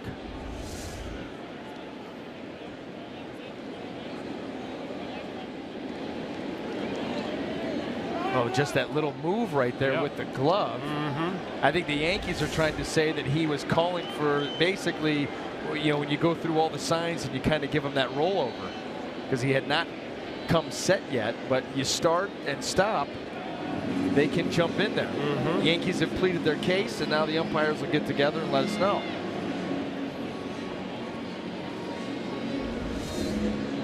You see him looking in. That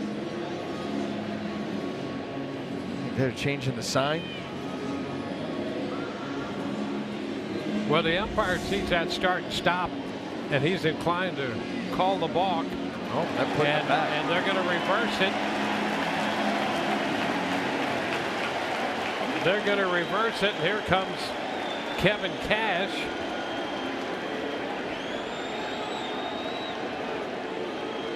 So Forsythe out of the dugout, headed back to third. Mike Everett explains their way of thinking to Kevin Cash. Well, and what Kevin Cash is saying, that Jordan Baker down there called the balk, and he's saying, Mike Everett, you confirmed the balk.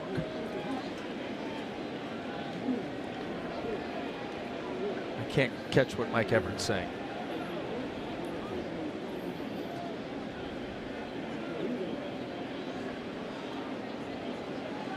That would be interesting to eavesdrop into that exchange there.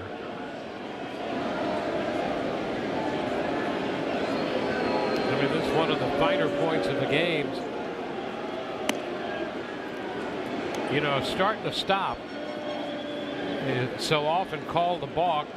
Now you can argue that if you do the same thing every time, it's not a deception. And this is one of those situations that falls somewhere in between them. And so the Rays had that run taken off the board. They thought the game had been tied.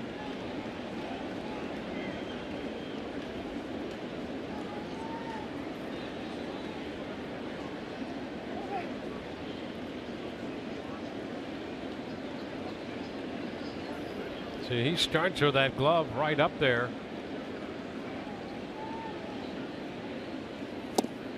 Now cut and a miss.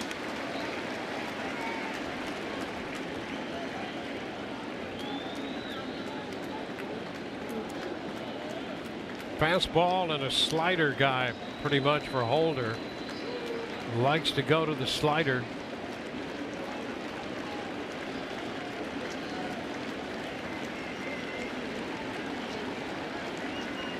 Ground ball down to third. Throw to first, and a nice job by Holder. Couple of ground balls to get out of that spot. Bottom of the fifth coming, still 4-3 New York.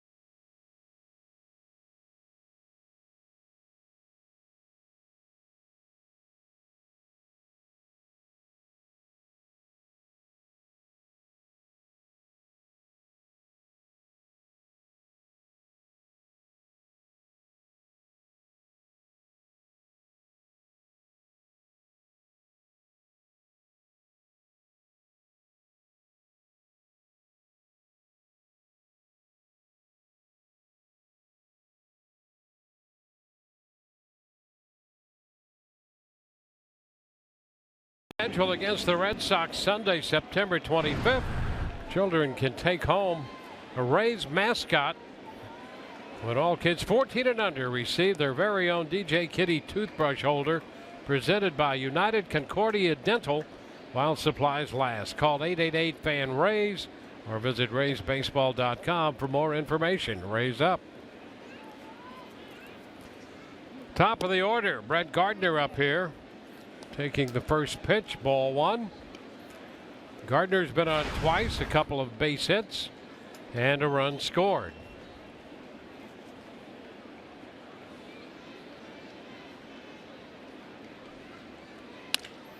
This one back to the hill and down with that glove. Cobb scoops it right up and underhands his toss to first. Boy, making a bid to try to use the middle of the field, shoot one into center. Nice quick glove work there by Alex Cobb. Great shot of it here. Had it the whole way. Yep, no problem.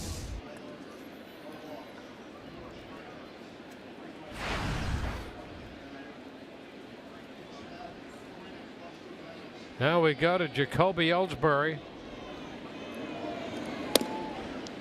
Pitch is a strike.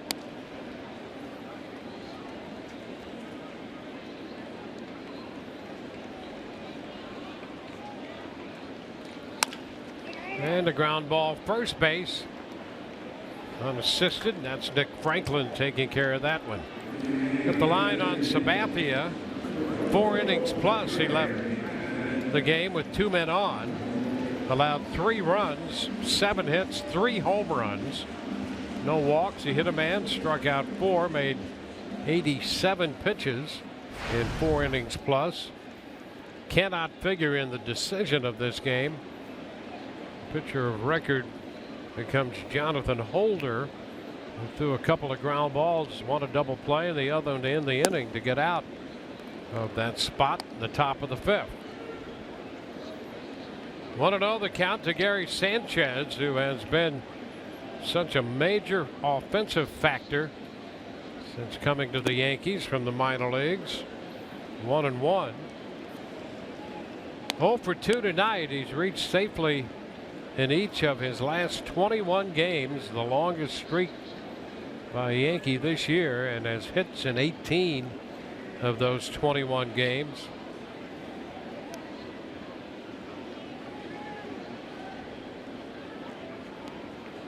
He was the August American League Player of the Month and the Rookie of the Month. Yeah, and the word around here is wait until you see him play defense. Mm-hmm.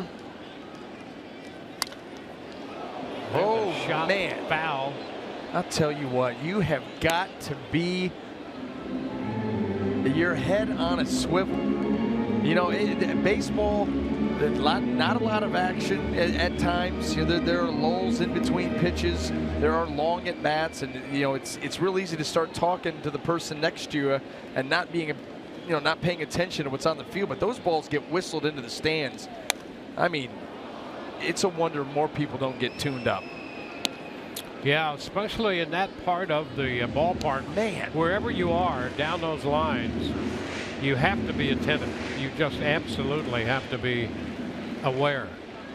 I hate seeing those line drives because you're just waiting for the one guy who's looking down, talking to somebody, kids, and boy, oh boy, you get popped. Those balls going 100 miles an hour. This one is popped up, foul. Schaefer's after it, and he makes the catch in foul territory. On to the 6th. It's a 1-run game, 4-3 New York.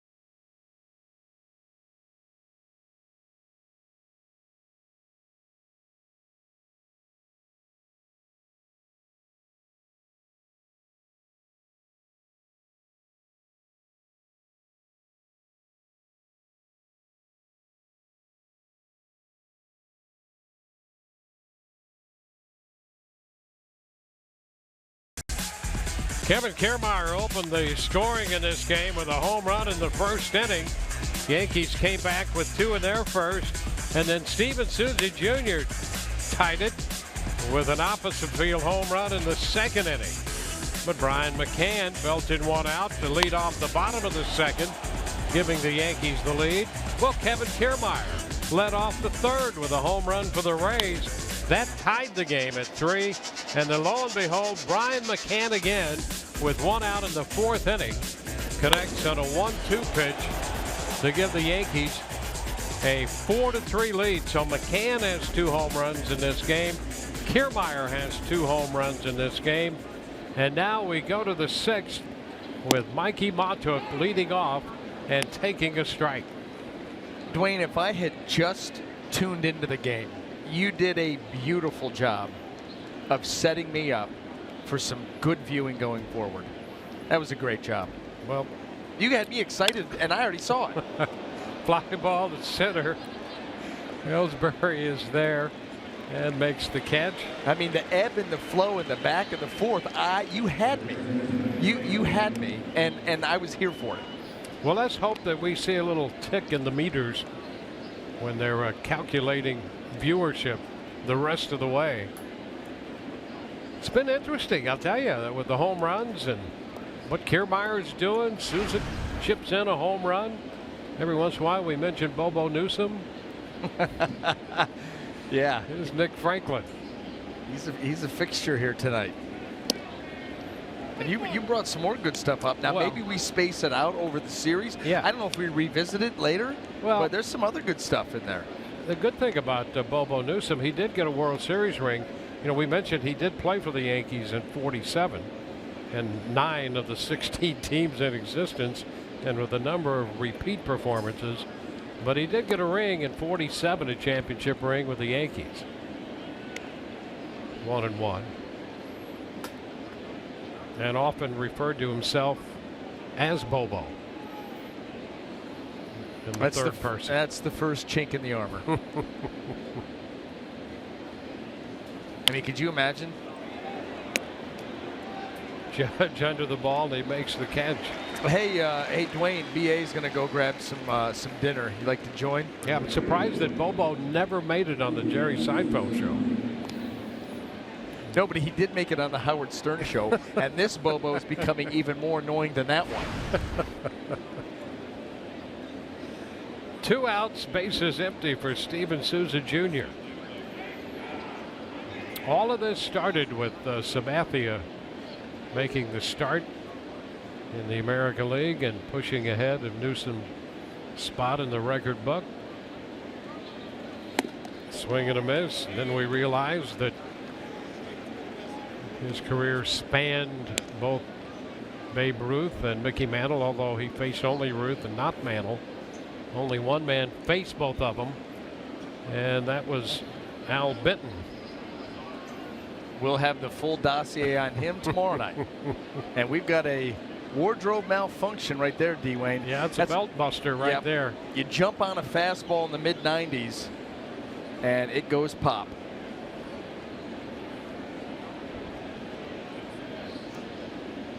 You know, and you think that he hasn't been up here long enough to have worn that one. They didn't even give him the right size. He's a 34 waist. They gave him like a 28. Look at that. It doesn't even go in the little holder. It doesn't even go in the belt loop. That's awful. It's too small. Yeah. He can't even breathe. Yeah, well, maybe it'll change his ability to follow through properly, and he'll leave a pitch up to Souza Jr. I got to be honest with you. If I'm Holder, I send the equipment boy, I send him back. I'm sorry, this doesn't fit. He hasn't been here long enough maybe to feel comfortable doing that. Did a great job for them in the 5th. Now 2-1 to count. A couple of pitches out of the zone with the ill-fitting belt. He hasn't had a deep breath in about a minute and a half.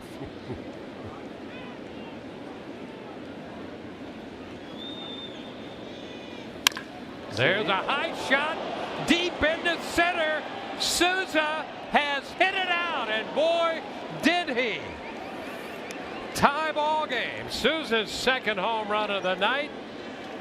And this game is tied 4-4. Well, Holder tightened his belt, and Souza Jr. took him deep, and the game is tied 4-4. How about that for a shot? That ball was absolutely destroyed. Not only was it a no-doubter, my goodness, where it ends up. Look at the reaction of Brian McCann. Oh, almost got into the seats up there. Schaefer off the end of the bat, rolls it through the right side, and Richie Schaefer is aboard. So a 2-out base hit for Schaefer following the long home run by Steven Souza Jr.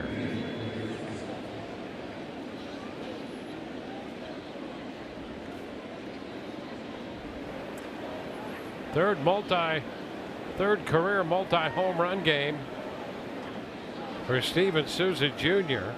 He has 15 home runs on the year.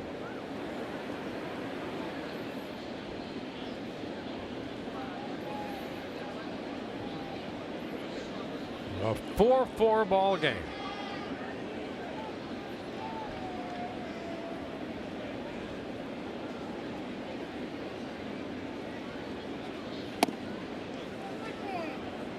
CURT CASALI takes a strike. Well, let that be a lesson to you. How you feel out there on the mound, you've got to be comfortable. And if you have an ill-fitting belt, get one that fits properly. That's why I'm telling you, I just sent him back. I mean, he's having to suck in and get into that last little, right now, that little, little, whatever you call that thing that's sticking in there is just screaming for help right now. He can't breathe. And Souza Jr. takes him 470 to center.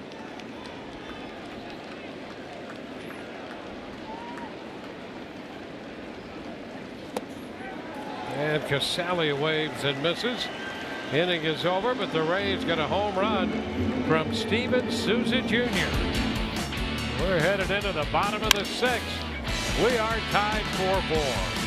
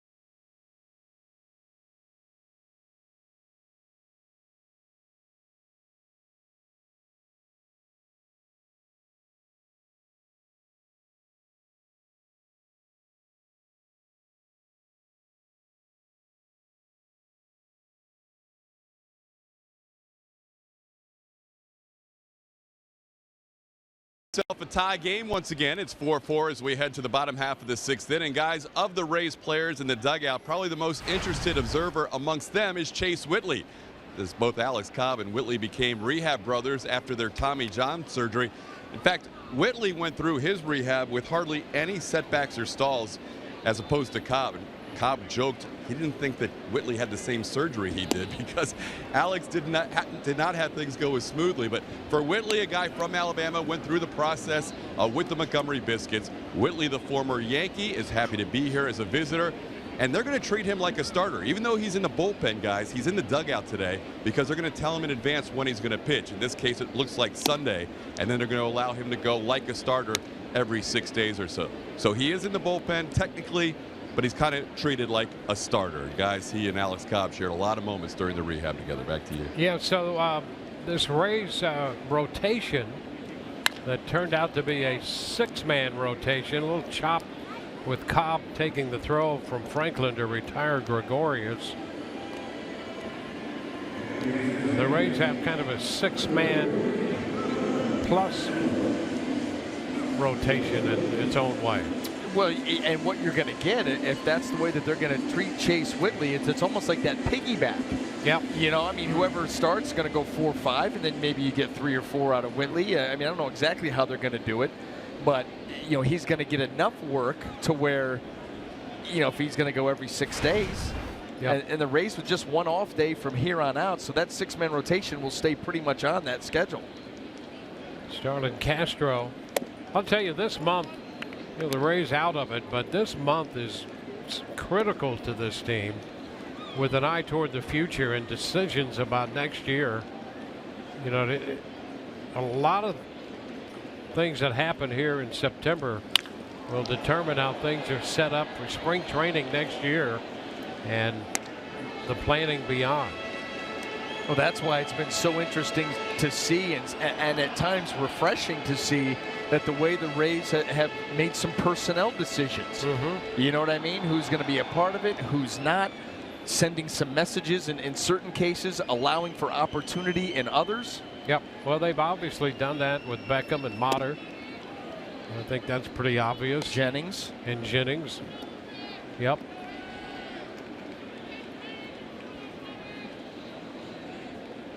Two-one the count to Starlin Castro.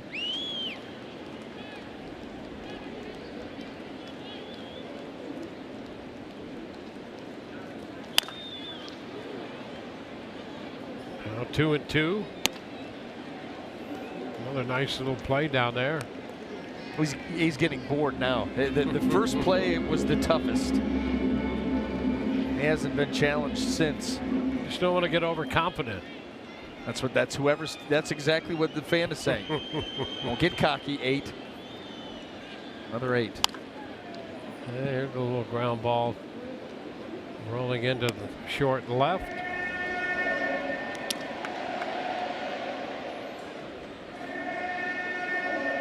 Don't you think they should have something on the back, whether it's a BB or, you know, that's like a stock uni that you just pull out of the store before you personalize it?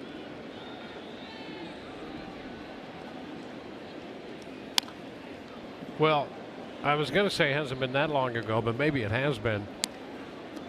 Bat boys sometimes got an old jersey from the year before.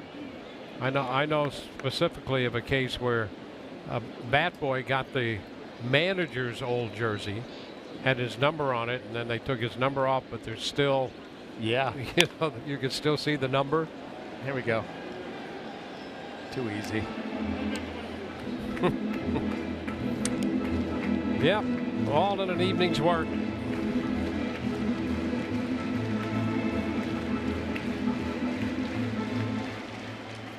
And he's waiting for a little work down there. On the right field side.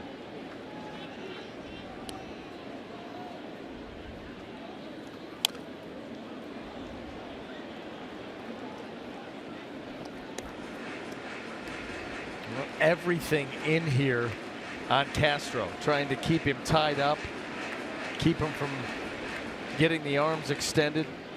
An extended at bat here. Look where all the pitches are. Inner third is the furthest away from it. Go right back in there. And a cut and a miss. Ball to the backstop, and it rebounds to Casali, who throws out Castro at first base. So a strikeout And 2-3 on the putout to complete the strikeout. Rays got a nice bounce off the backstop there. They certainly did. That was the split changeup right through the 5-hole at Casali. You know, that ball rebounds that far out. Now you got to find an angle to make the throw. And you're going to see right through that 5-hole. 5-hole of him and Mike Everett. A little tapper fouled off the bat of Brian McCann. He is 2 for 2. We have 3 hitters in this game with 2 home run nights. McCann has 2 home runs for the Yankees. Kiermaier and Souza Jr. 2 home runs for the Rays. And a base hit. Single into center. And all 3 of those hitters not only have 2 home runs, but all 3 are 3 for 3 on the night.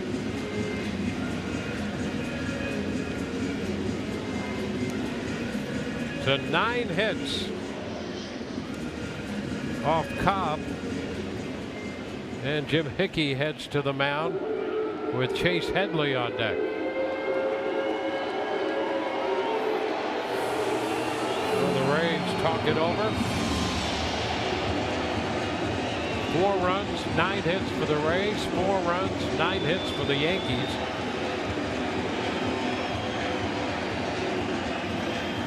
The Roberto Clemente Award as a nominee from each MLB club, best representing baseball through extraordinary character, community involvement, philanthropy, and positive contributions. The Rays nominee, Chris Archer. Now you can vote for him on social media to win the overall award. Use hashtag #VoteArcher on Twitter and Facebook to vote for him.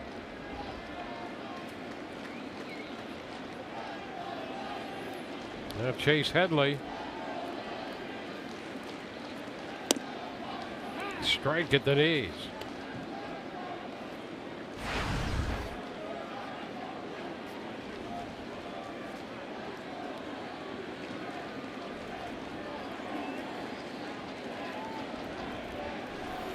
Erasmo Ramirez up in the bullpen.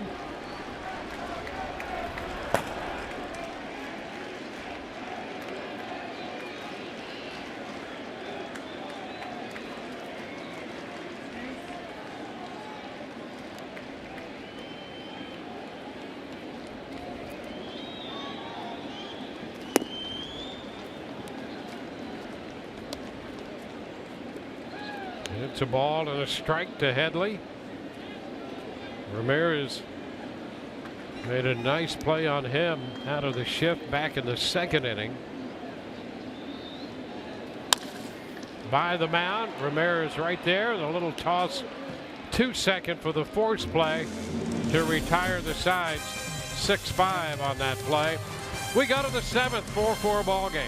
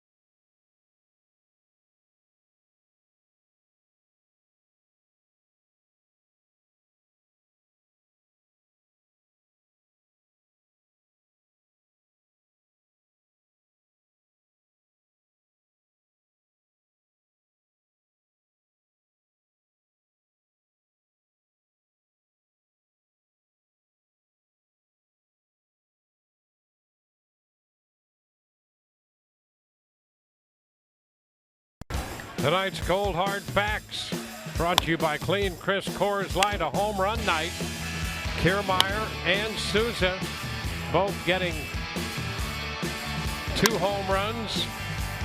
Kiermaier in the first and third, Souza Jr. in the second and sixth innings. So a big home run night here for the Rays. They've hit 4. The Yankees have hit 2. Brian McCann with a couple. And when we look at that Coors Light board, franchise history, the Rays came into this game with 184. So that's up to 188. Couple behind their mark in 06, 09, 199. The Rays started the night 5th in home runs and have done nothing to hurt their standing in that department. They should obliterate the team record.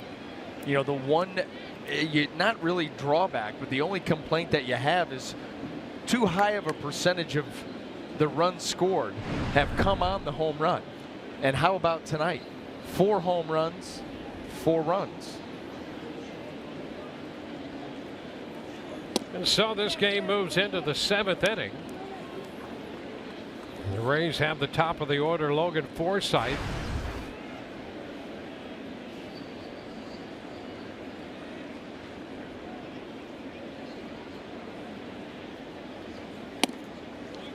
Pitch is in there for a strike.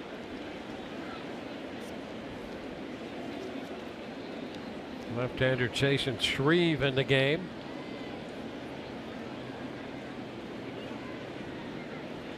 Parker up in the bullpen. Blake Parker.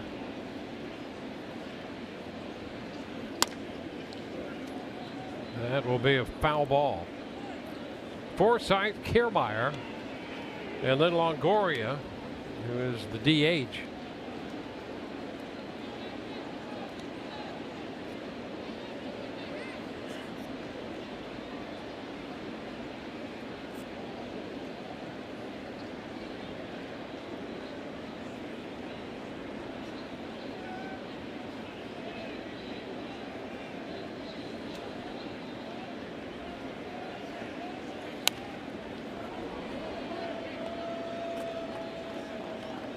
Still the ball, 2 strikes.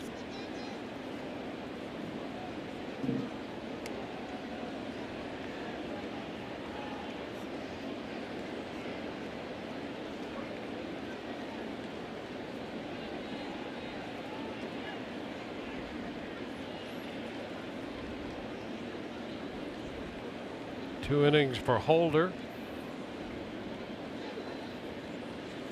Shreve delivers and a base hit into left. 1 hop in front of Gardner, and the Rays have their leadoff hitter on in the 7th.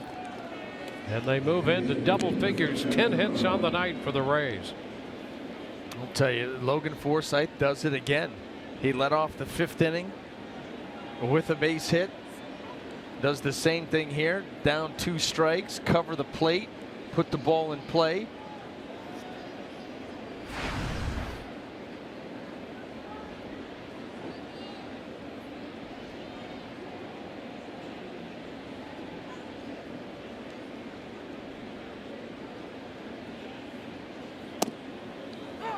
And a strike call to Kiermaier, showing the bunt.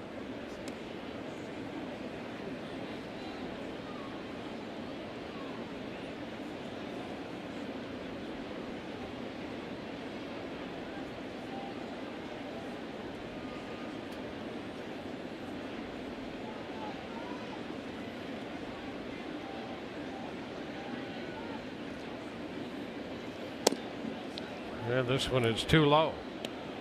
1-1. 4-4 game.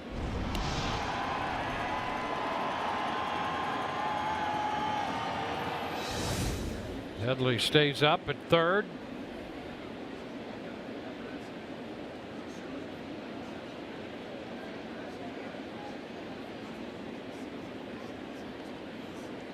Forsythe back in at first.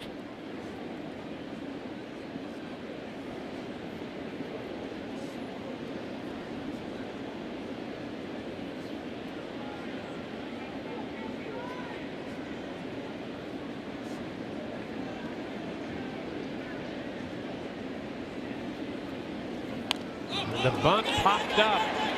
Foul ball, and right there together, McCann and Headley, and it's Headley who makes the catch. So the sacrifice attempt does not work. A pop foul, and with Evan Longoria due up, Joe Girardi's out of the New York dugout, headed to the mound. He is a right-hander already in the bullpen. And we'll be back with the new pitcher in a moment.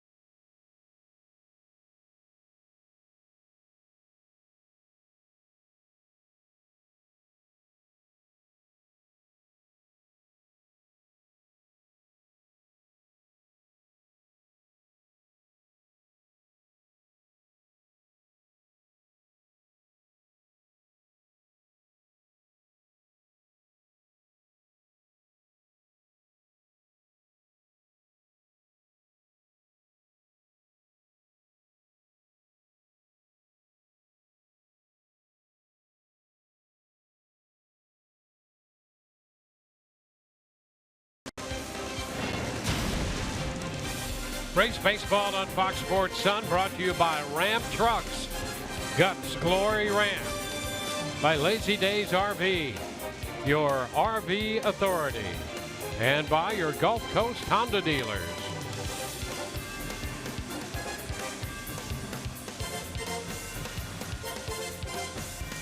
Evan Longoria set to face the new pitcher, Blake Parker. Fourth pitcher of the game for New York. Well, that's one thing that September allows you to do. If you've got some guys that you can call up, situational type guys, more guys in the bullpen. You see Parker on for 11th time.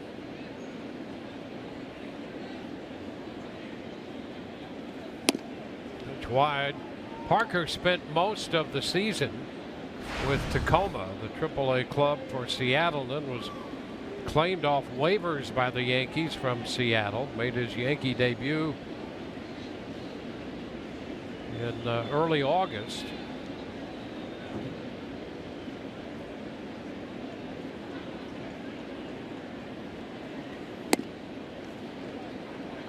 Now 2 balls, no strikes. Originally drafted by the Cubs back in '06. Now Tommy Lane, the former Boston Red Sox lefty, now pitching out of the bullpen for the Yankees. Busy in the bullpen. And that one just catches the zone.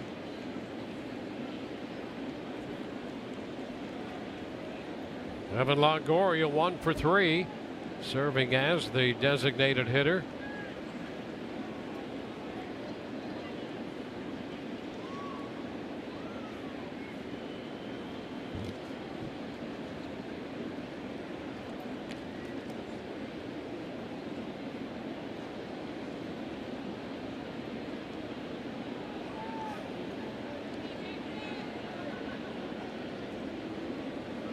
Brad Boxberger.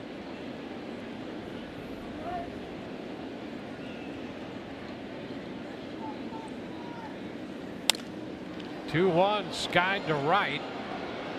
Judge toward the line, has room to make the catch fair. 2 gone.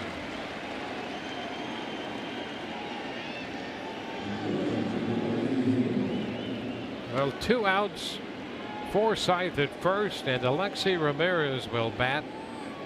He's in the 4th spot, originally occupied by Brad Miller, who had to leave eventually after being hit in the right elbow by a pitch in the 1st.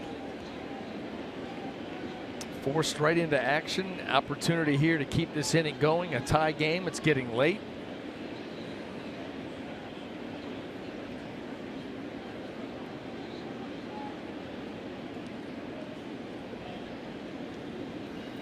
Ground ball. There's a base hit up the middle. Forsythe goes to second and stops. And Alexei Ramirez picks up his first hit in a Rays uniform. Singled into center here at Yankee Stadium. Well, he does just that. Keep the inning alive. Right back up the middle. First pitch swinging. Talked about how aggressive he is. Where they were at bats where CC Sabathia was able to retire him by not throwing a strike. And right there, you get one out over the plate and you hammer it.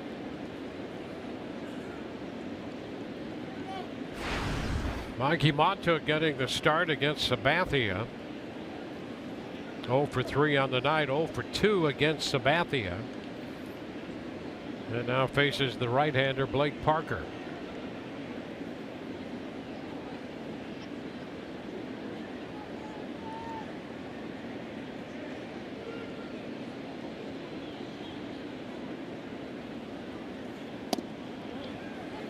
Drops a strike in there.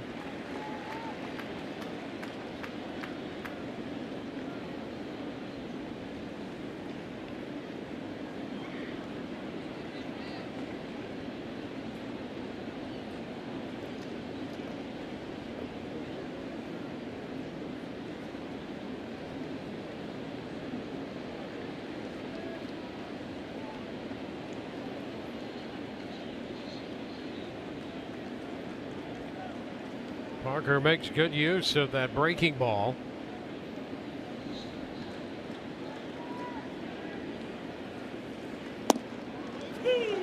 And he catches the outside corner with one right there. And did you see the way that Brian McCann went after that pitch? How aggressively he went out to. Yeah, he's going to keep it a strike. Yes, I mean, a lot of times sometimes they'll let it get in close to their body. Look at him go out and get it to present it there right on the corner. That's a great job of receiving by McCann.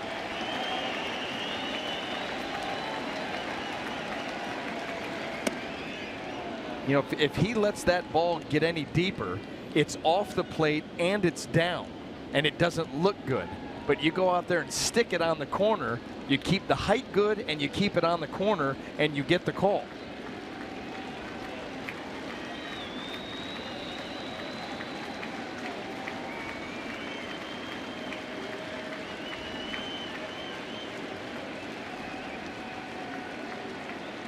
One and two count.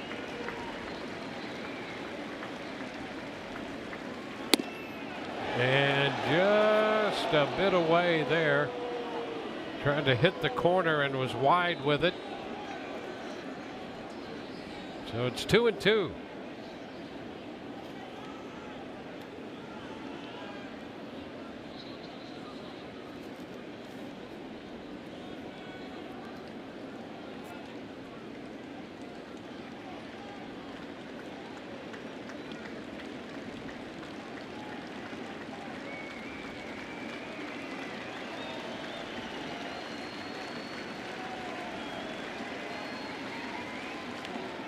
And Montook out on strikes.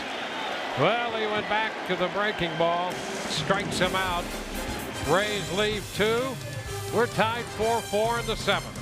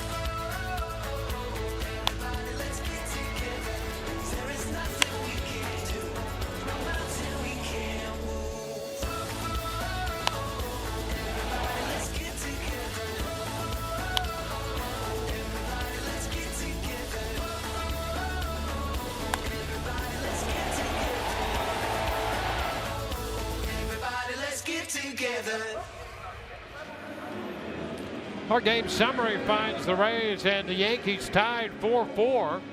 How about this for Kiermaier and Souza? 3 hits apiece, each with 2 home runs, and Brian McCann 3 hits and 2 home runs. 4-11-1 for the Rays, 4-9-0 for the Yankees. We're moving into the bottom of the 7th inning, and the Rays will make a pitching change. We look at Kiermaier in center and Souza in right. They're big nights tonight. All the home runs in this game, solo shots. And here's Boxberger on for the 17th time. 15 innings of work, 14 strikeouts, 12 walks. Opponent average .263. He was the winning pitcher in yesterday's 7-6 victory over the Orioles. Tyler Austin will open the 7th inning against him. So 6 innings of work for Alex Cobb tonight. He gives up the 4 runs and 9 hits.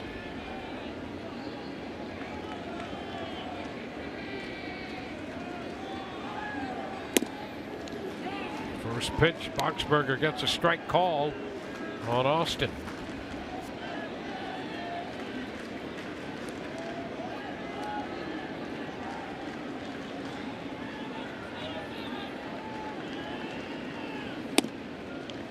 A little wide to Austin, 1-1.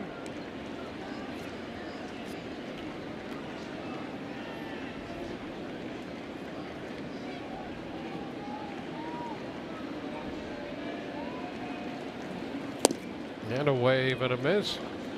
1-2. Showing him a little different look here tonight. First pitch was a slider. It stayed up, but you know, Brad Boxberger known for the fastball, the changeup, the back and forth with those 2 pitches. A couple of breaking balls, and that last one was pretty nasty to get to 1-2. And he strikes him out. Boy, that's a nice pitch there. How about that? Well, you know what? That's not in the scouting report. That's just the bottom line. 86 on this one. Still won 84, 85, now 86. Good break on it. Nice compliment to the fastball and the changeup, and it gets the strikeout. I'll tell you, if you're a guy who, like Boxberger, had such great success with the fastball change combo, and you can come and break out a pitch like that, boy, what a great advantage that is. Well, it certainly is. It's something that these hitters have not game planned for, and most of them have. Well, most of them, none of them have seen it.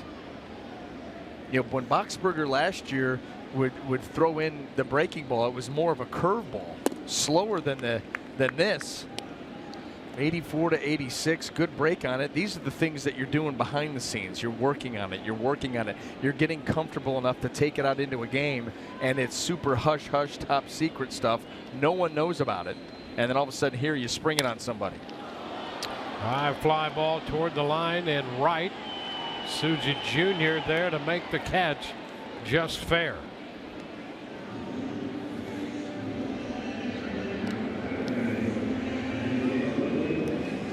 Two outs.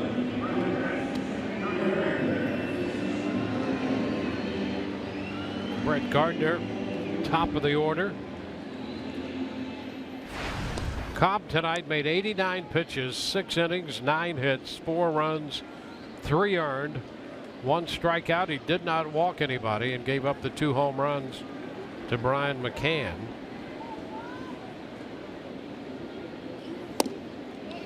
Strike at the knees on that outside part of the plate.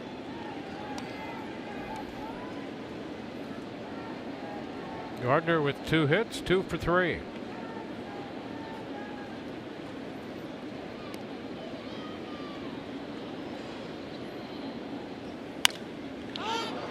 Skied to left. Mikey Montouk waits on this one, and it's a 1-2-3 7th. We go to the 8th. This game tied at 4.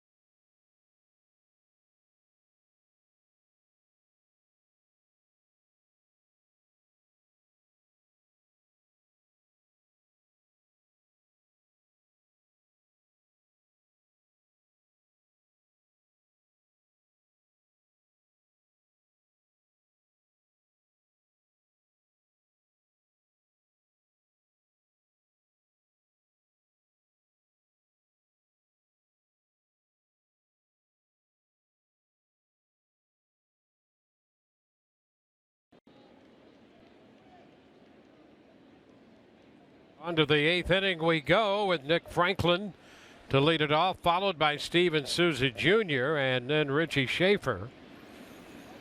Game tied 4-4.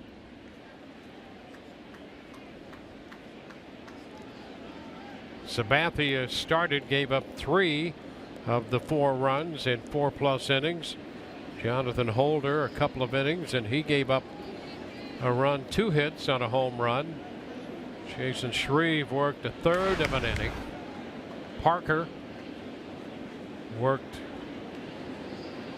the last 3 hitters, got 2 of them out, gave up a hit in the 7th. And here's Nick Franklin. And he lifts a fly ball into left. Gardner is right there and makes the catch. So 1 pitch, 1 out, and that brings up Steven Souza Jr., who for the 3rd time this year has a multi-home run game.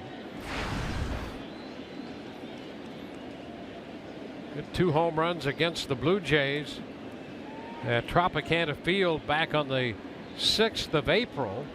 And then on his birthday here in New York on April the 24th, hit home runs against the Yankees, 2 home runs in that game, and has 2 home runs here at Yankee Stadium tonight. So 2 of those 3 great nights of multiple home runs have come here in New York. Strike the count. He's 3 for 3 tonight. Home run, single, and a home run.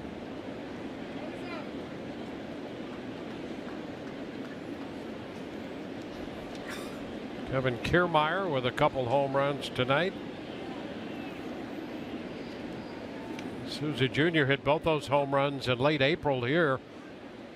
Michael Pineda, who's scheduled to start against Blake Snell here tomorrow night. Here's the 1 in the 6th inning. And what a blast that was to center field. I'm hearing 430. I would say every bit of that. At least. Yeah, that's got to be low end.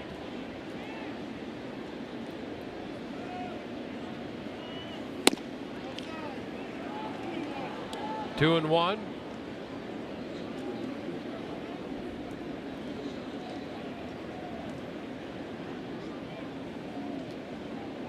Four home runs for the Rays, 2 home runs for New York.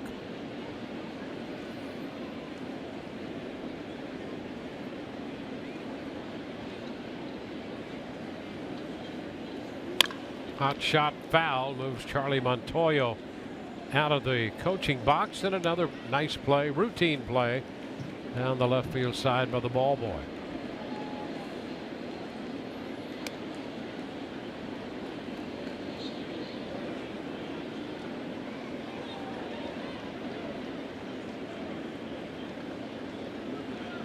Two.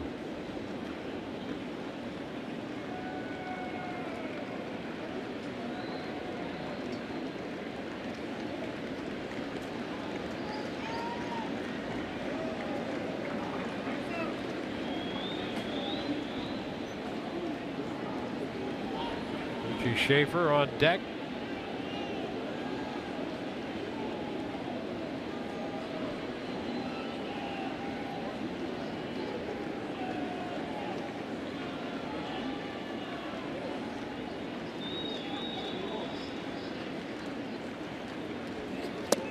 And this time, Souza Jr. out on strikes. Well, we haven't seen too many of those, and that's a very good changeup by Parker right there. Boy, watch the finish on this pitch. Look at that thing. I mean, that's a changeup that acted like a split.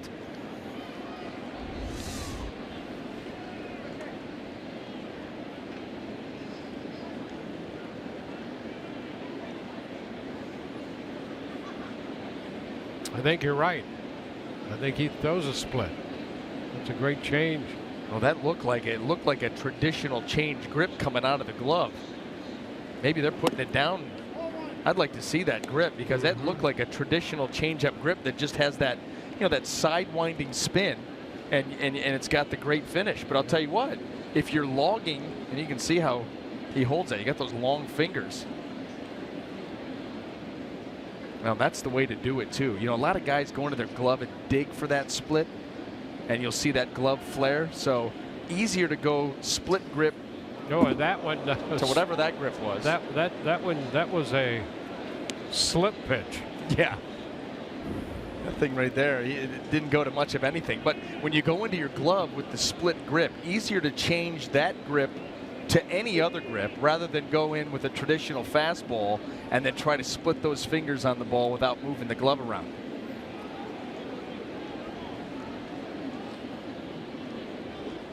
And you see how you got to get it set in there already.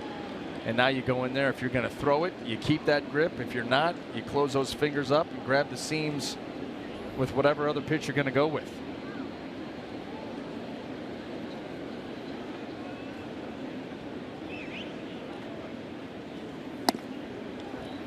Behind Schaefer, 3-0.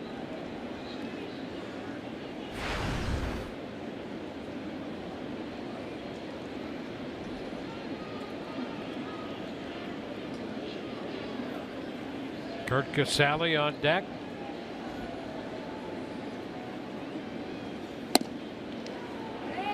It's taken for a strike.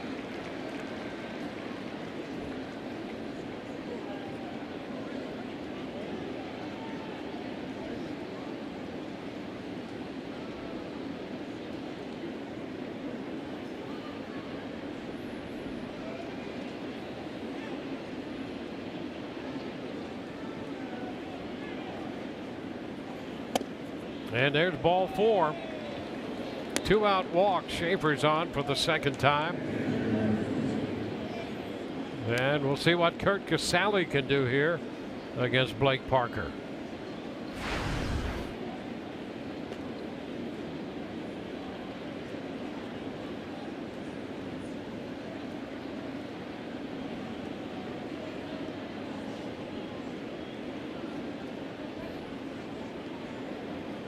Casali 0 for 3. Couple of strikeouts around a ground out.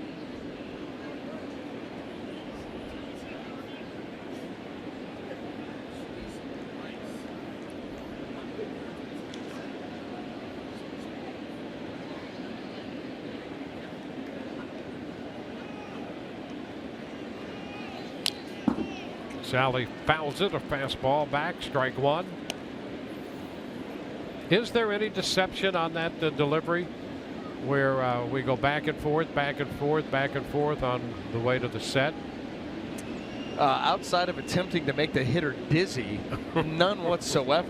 He's just waiting for you to come set. But, you know, the one thing here we're seeing with Parker, he slows the pace to a snail's crawl. And then we get a lot of that right there. I have no idea how you come to that, other than it's a comfort thing. Now he's ready, and still no pitch. I mean, you're really churning your way to the set. That's a. I mean, over time, it takes some energy to do all that stuff. This would not be a simple delivery. This is not the part you're worried about being repeatable, but yeah, there's no deception there. Hitter's not locked in until about right now. Fly ball back into left. Gardner will go back with room just in front of the track, making the catch. No runs, a walk, and a man left, and we go to the bottom of the 8th, 4-4.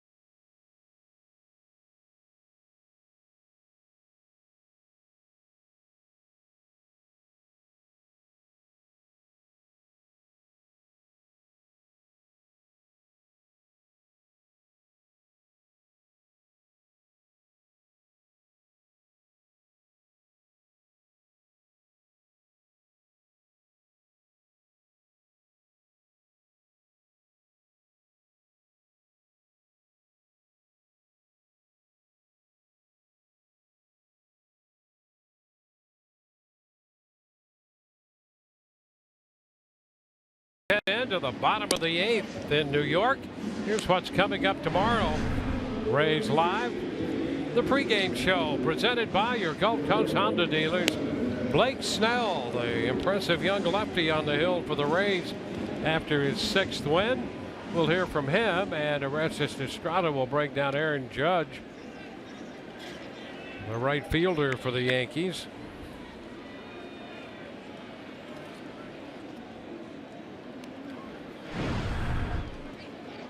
Danny Farquhar, the new pitcher for the Rays, making his 26th appearance.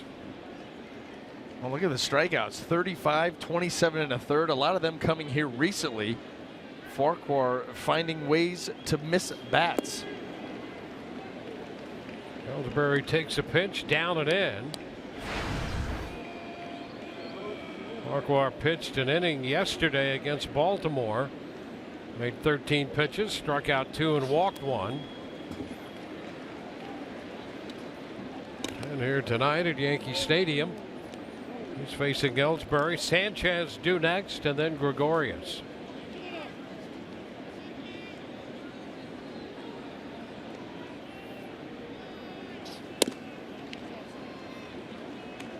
And he misses with that pitch to run the count to 3 balls and no strikes. 3-0. There's a strike.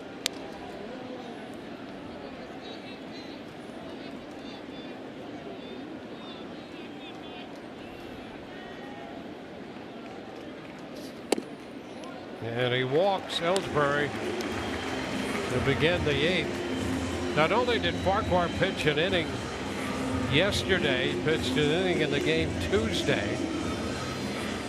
So he's pitching his 3rd straight day, and 4 of the last 5 games for the Rays. And after the walk, Jim Hickey heads to the mound with Sanchez due up. So you see how busy Danny Farquhar has been over the last 7 days. Well, this is part of the trust that he is building up here with Kevin Cash, getting called later in games, bigger spots. He's been throwing the ball better. Obviously, he's been busy, but I'm sure he doesn't mind the workload. You know, we talked about the opportunities that guys are going to get to audition. This bullpen, you know, is going to be remade over the winter. Have it all set for spring training with a lot of different options, and right now is the best time to put your best foot forward, and Farquhar is doing that here down the stretch. Well, the Rays want to get a good look at him because he is a guy who has at times in his career had success out of the bullpen.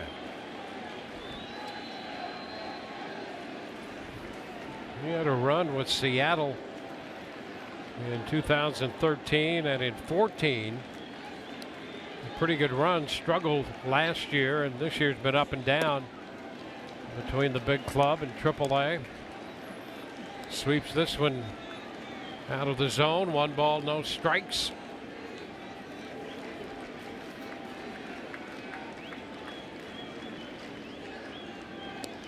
Sanchez takes a big cut, fouls the fastball. 1-1.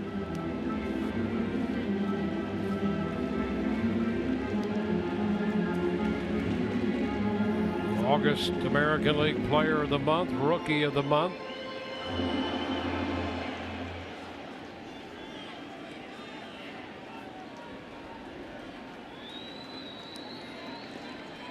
Over to first and back in is ELLSBURY.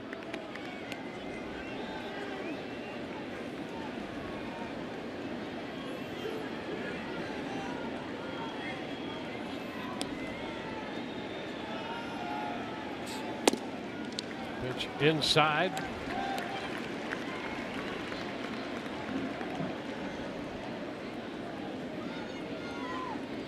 Kirby Yates, the former Ray, up in the bullpen for New York.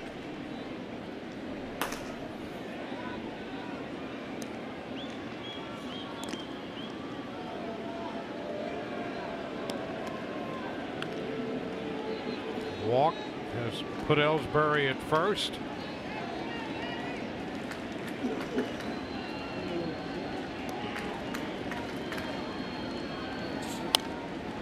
Right back over the screen, out of play, and it's 2-2.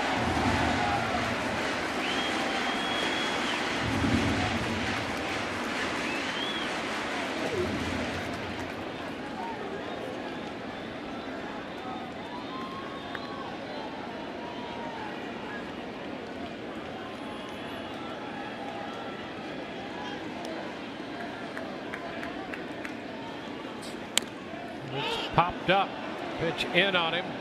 Schaefer in foul territory makes the catch. That's the first out.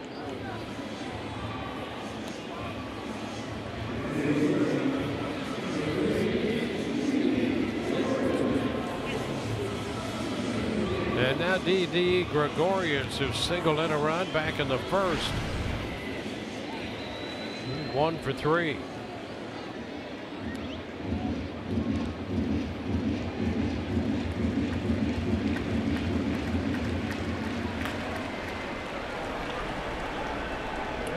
Ramirez and Romero busy in the bullpen for the Rays.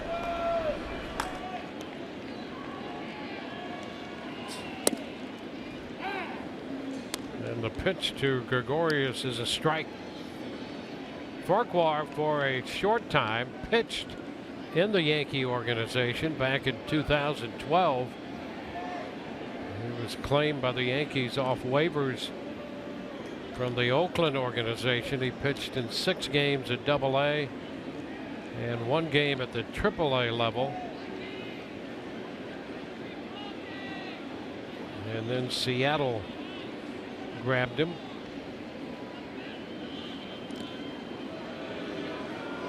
When keeping Ellsbury close.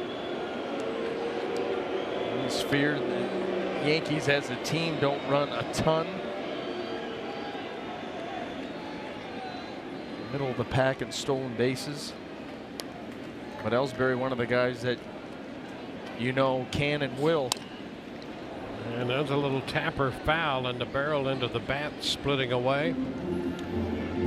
That cupped end, catch one of those off the end and you're gonna take a piece off.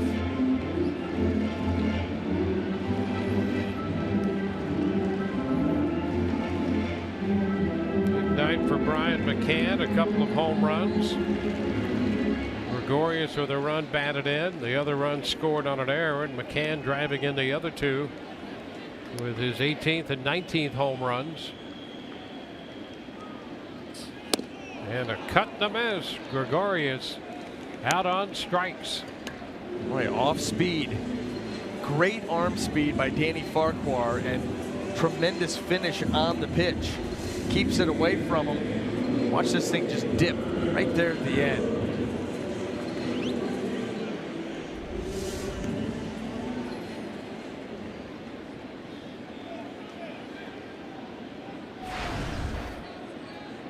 Now Starlin Castro grounded into a double play in the first, also grounded out to first in the 4th inning, struck out his last time.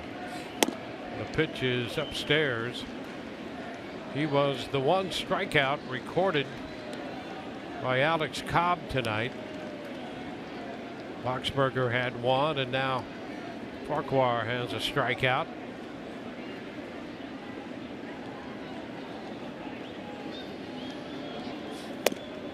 Up and in. 2-0.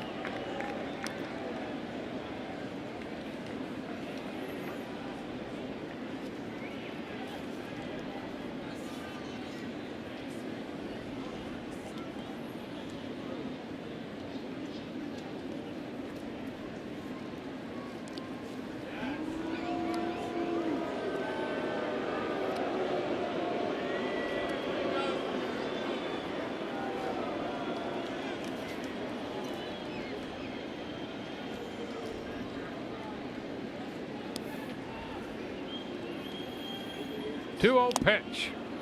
Castro swings and he misses. 2-1. Would it be able to come 2-0 off speed, take advantage of an aggressive swing there by Castro as you try to work yourself back into this count. And Castro matched up against Farquhar for the first time. This is the first time he's seen him. And that's a fastball for a strike, 2-2. I think Castro right now asking on the swing or on the, or is it a call?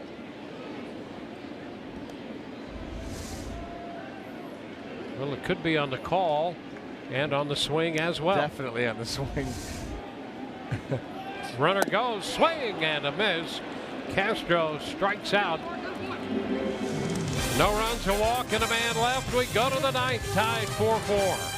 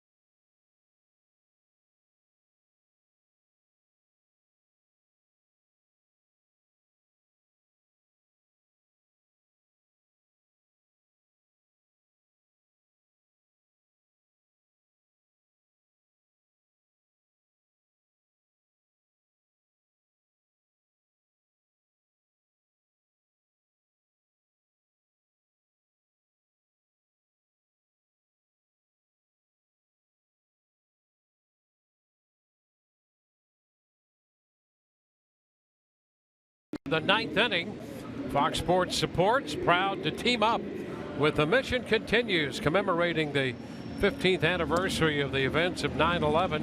All over the country, The Mission Continues brings together veterans and civilians through local service projects honoring this day by giving back to our communities. Visit foxsportssupports.com to learn more.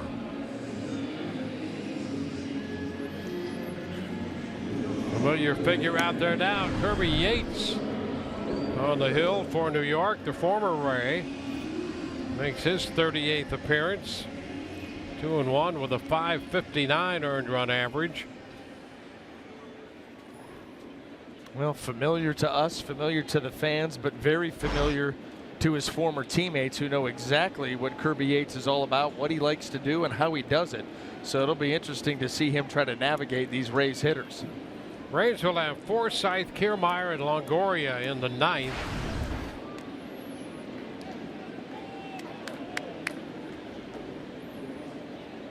Forsythe with hits in each of his last two at-bats.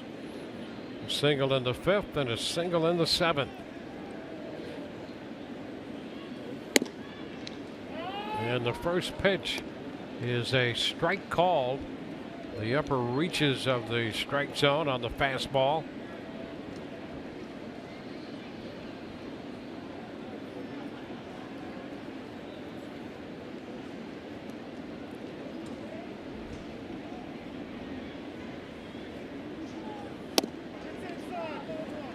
Pitch stays in. 1-1.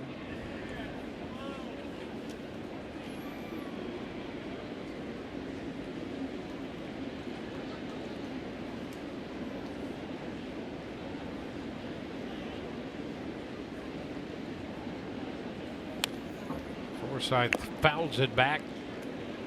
Fastball and pretty well placed right there. 1-2. You know, he's got that lower three-quarter arm angle, and he can kind of run that ball up in the zone, and it's got a little late life as it kind of jumps at the end. Now, you've got to be able to get it up there. Those are the kind of pitches that tend to leap right into the swing if they're not well located, and that one was.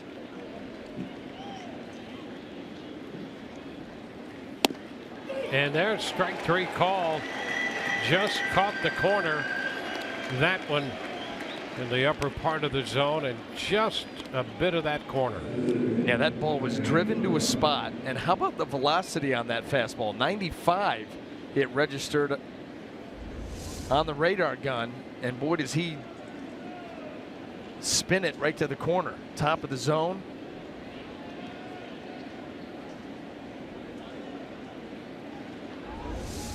Well, Kevin Kiermaier 3 for 4. 2 home runs for Kiermaier. Pitch is down. Rays about hit the Yankees 11-9, and this game is tied 4-4.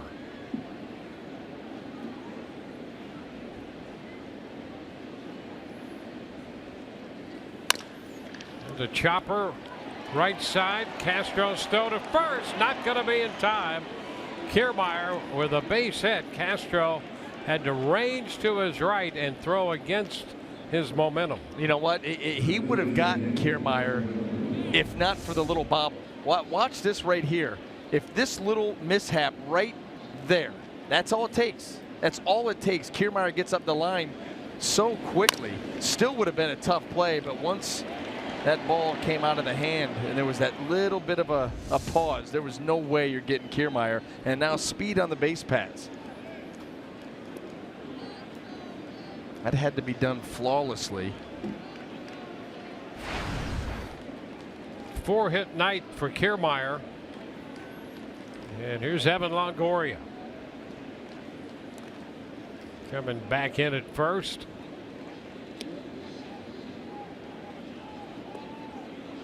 What I should have said was he had a chance to get Kiermaier. No chance after the little pause. Had a chance if not for that. But regardless, man aboard. Longoria going after the fastball. It was in. Strike 1. Tied him up just a little bit, and that was as aggressive as we've seen Longoria swing the bat in a while. I mean, he really wanted to tattoo that fastball. Romero, now Colomé with him in the bullpen. Kiermaier again back as Yates checks in on him. Kevin 16 of 18 in the steal department.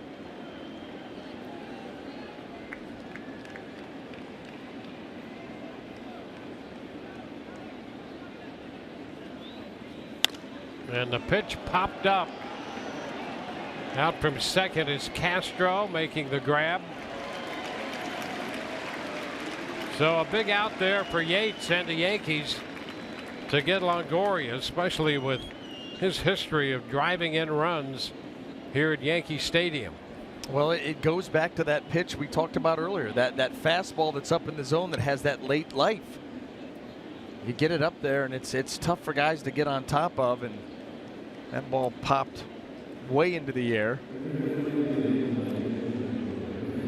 Well, Alexei Ramirez is due up, but he's going to be lifted for a pinch hitter, and Logan Morrison will pinch hit.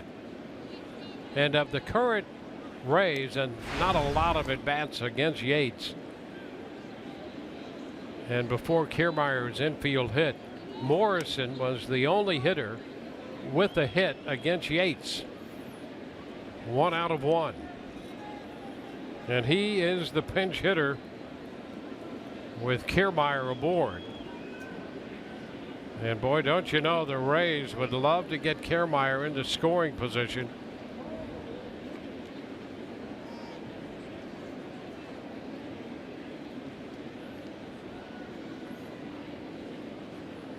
And McCann and Yates talking it over on the hill right now.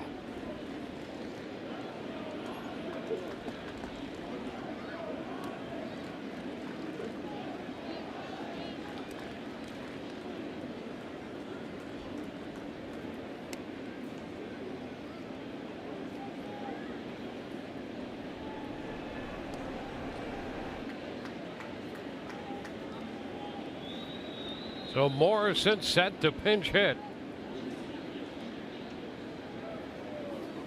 A move to first low. Yankees have the left-hander Tommy Lane up in their bullpen. And here comes Joe Girardi, so a little slow play there. And then a toss to first.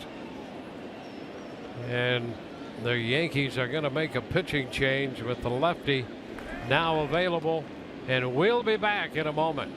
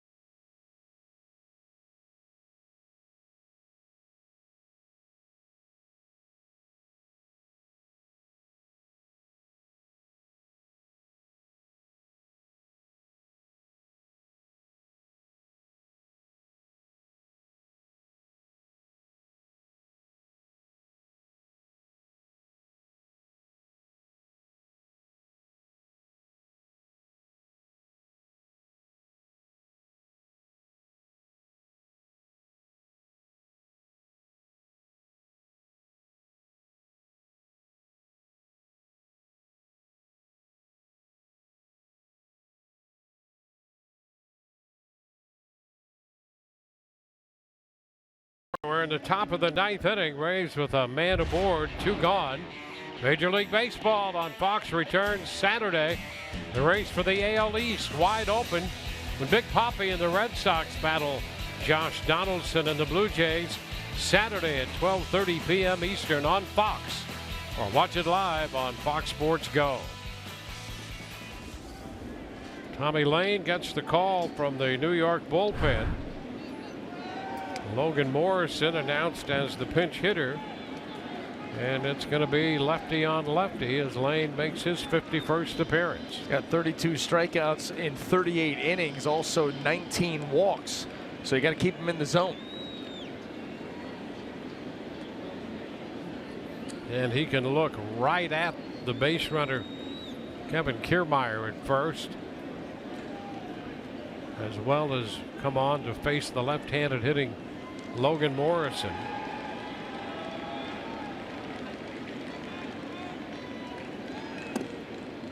And that first pitch sweeps wide, 1-0.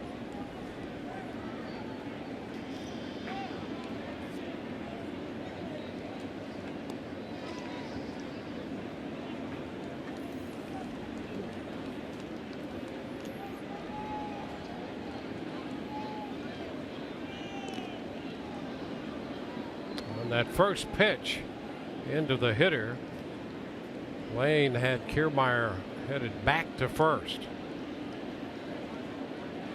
Trying to get a read on that leg kick. You don't want to get caught too far off the bag, get caught taking a secondary lead as he comes over. And there's a strike. He didn't waste any time in making that delivery. No, and you know what? Lefties, we see right-handers do that a lot. In order to try to control the running game, they'll vary their times to the plate. Lefties can do it too. Kind of a quick pitch type there, come set and then go immediately. Slight pause. Other times hold it. Another quick one. And the pitch is wide. 2-1.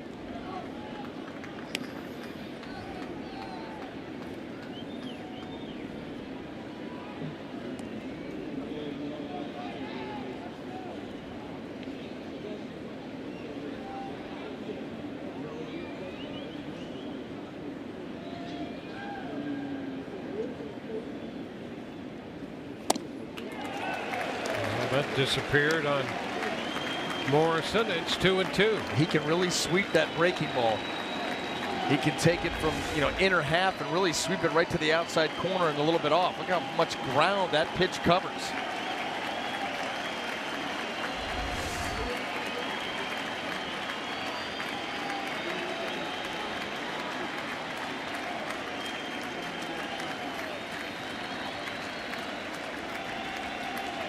And another move to first. So bringing on the lefty has kept Kiermaier close to the bag. And now 2-2 on Morrison.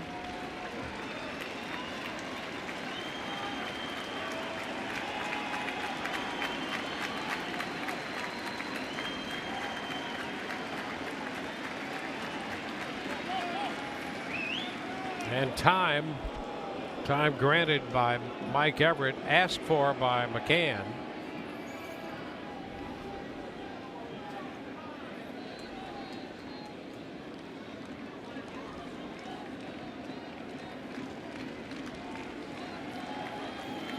He's got the infield hit from Kiermaier. He's at first with 2 outs. Tied 4-4 in the 9th. And again, a move to first. He's getting a few boos from the home crowd. You get that a lot when you're on the road and thrown over again and again and again. The fans start to get on you, but here he's hearing it a little bit from the crowd here in the Bronx. Kiermaier goes, a swing and a miss. Morrison out on strikes. So the Rays leave a man in the 9th. We're tied 4-4.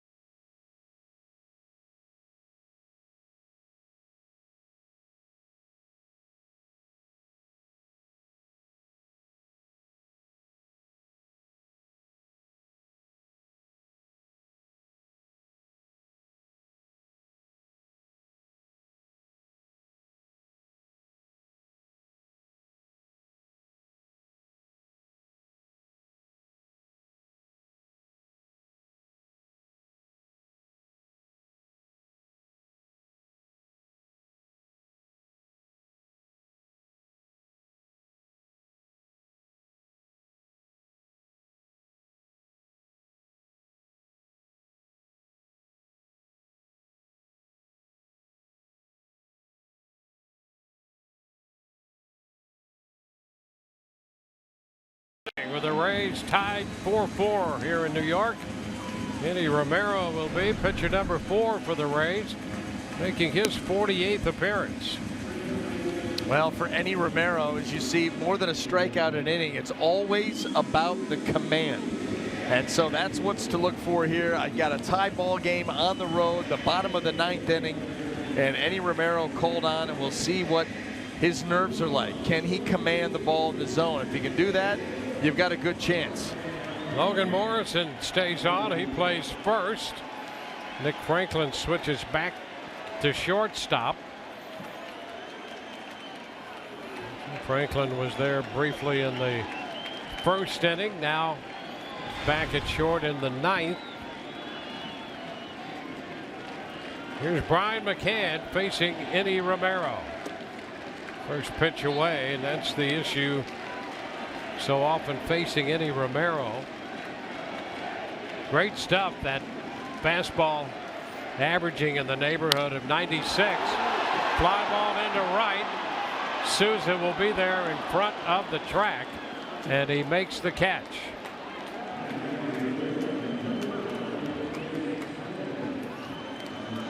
One away.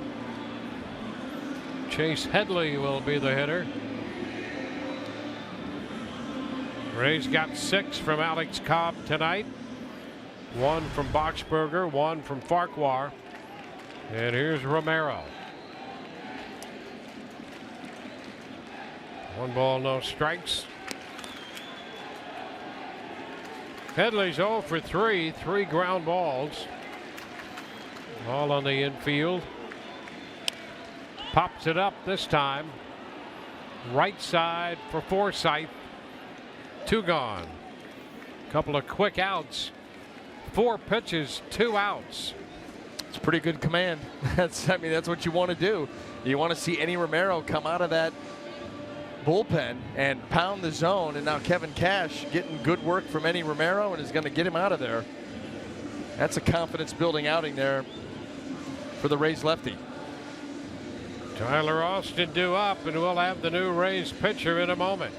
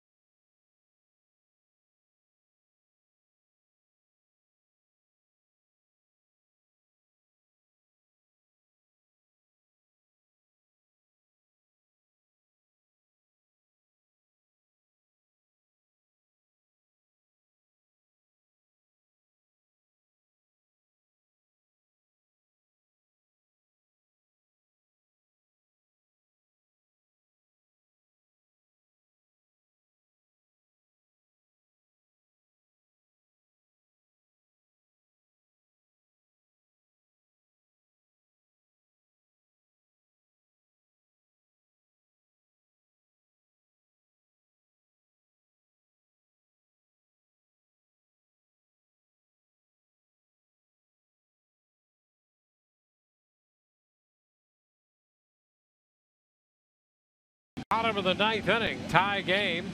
Erasmo Ramirez called upon here to face Tyler Austin. 2/3 of an inning for Romero to get McCann and Headley. Well, Erasmo, 57th time. You see the number of decisions, 7 and 10, 82 innings, busy. Trying to get the last out here in the 9th. Give the Rays the at-bat in the 10th.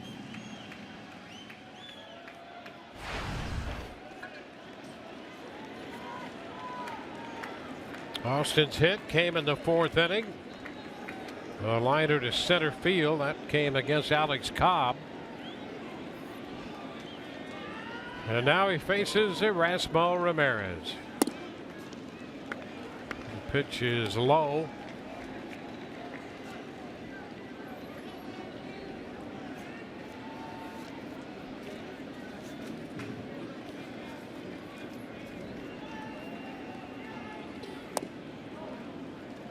Down again, 2-0.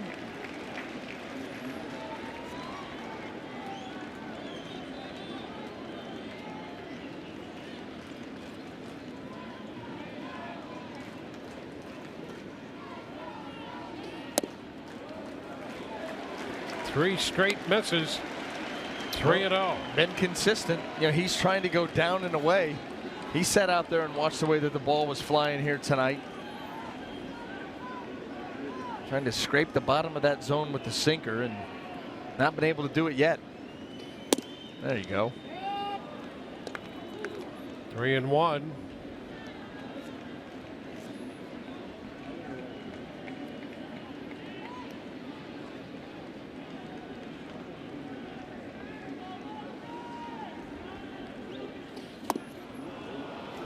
count is full. Austin and a little over 50 at bats for the Yankees.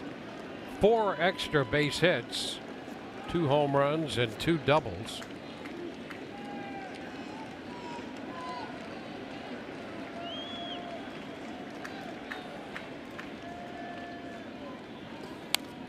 He fouls it into the screen.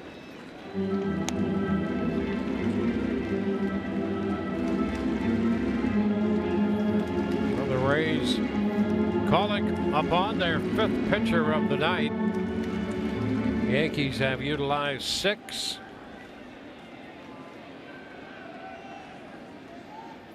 "3-2 again. And a fly ball back into deep right. Kiermaier to the wall. It's gone. Austin on a 3-2 pitch. Hits it out the other way. And New York takes the first game of the series 5-4.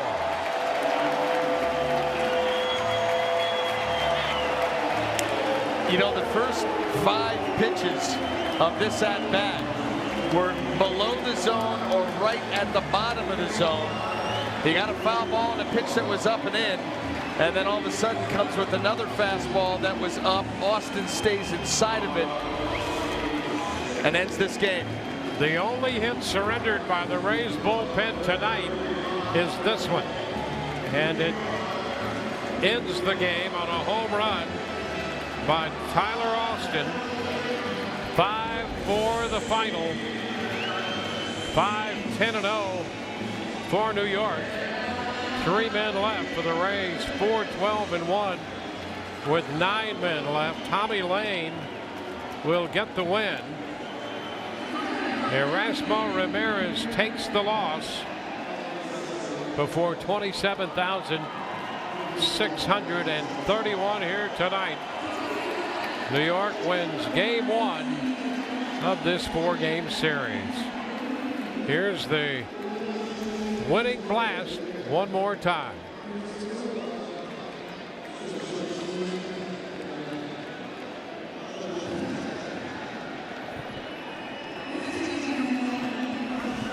The 7th home run of the night. The Rays hit 4, the Yankees hit 3. And Austin provides the game winner. For Brian Anderson, Todd Callis, and the rest of our crew, Dwayne Stats, hope you've enjoyed the telecast. If not the outcome, we'll see you tomorrow, 6:30, with game 2 of this series. Rays Live, the postgame presented by Checkers, comes your way next.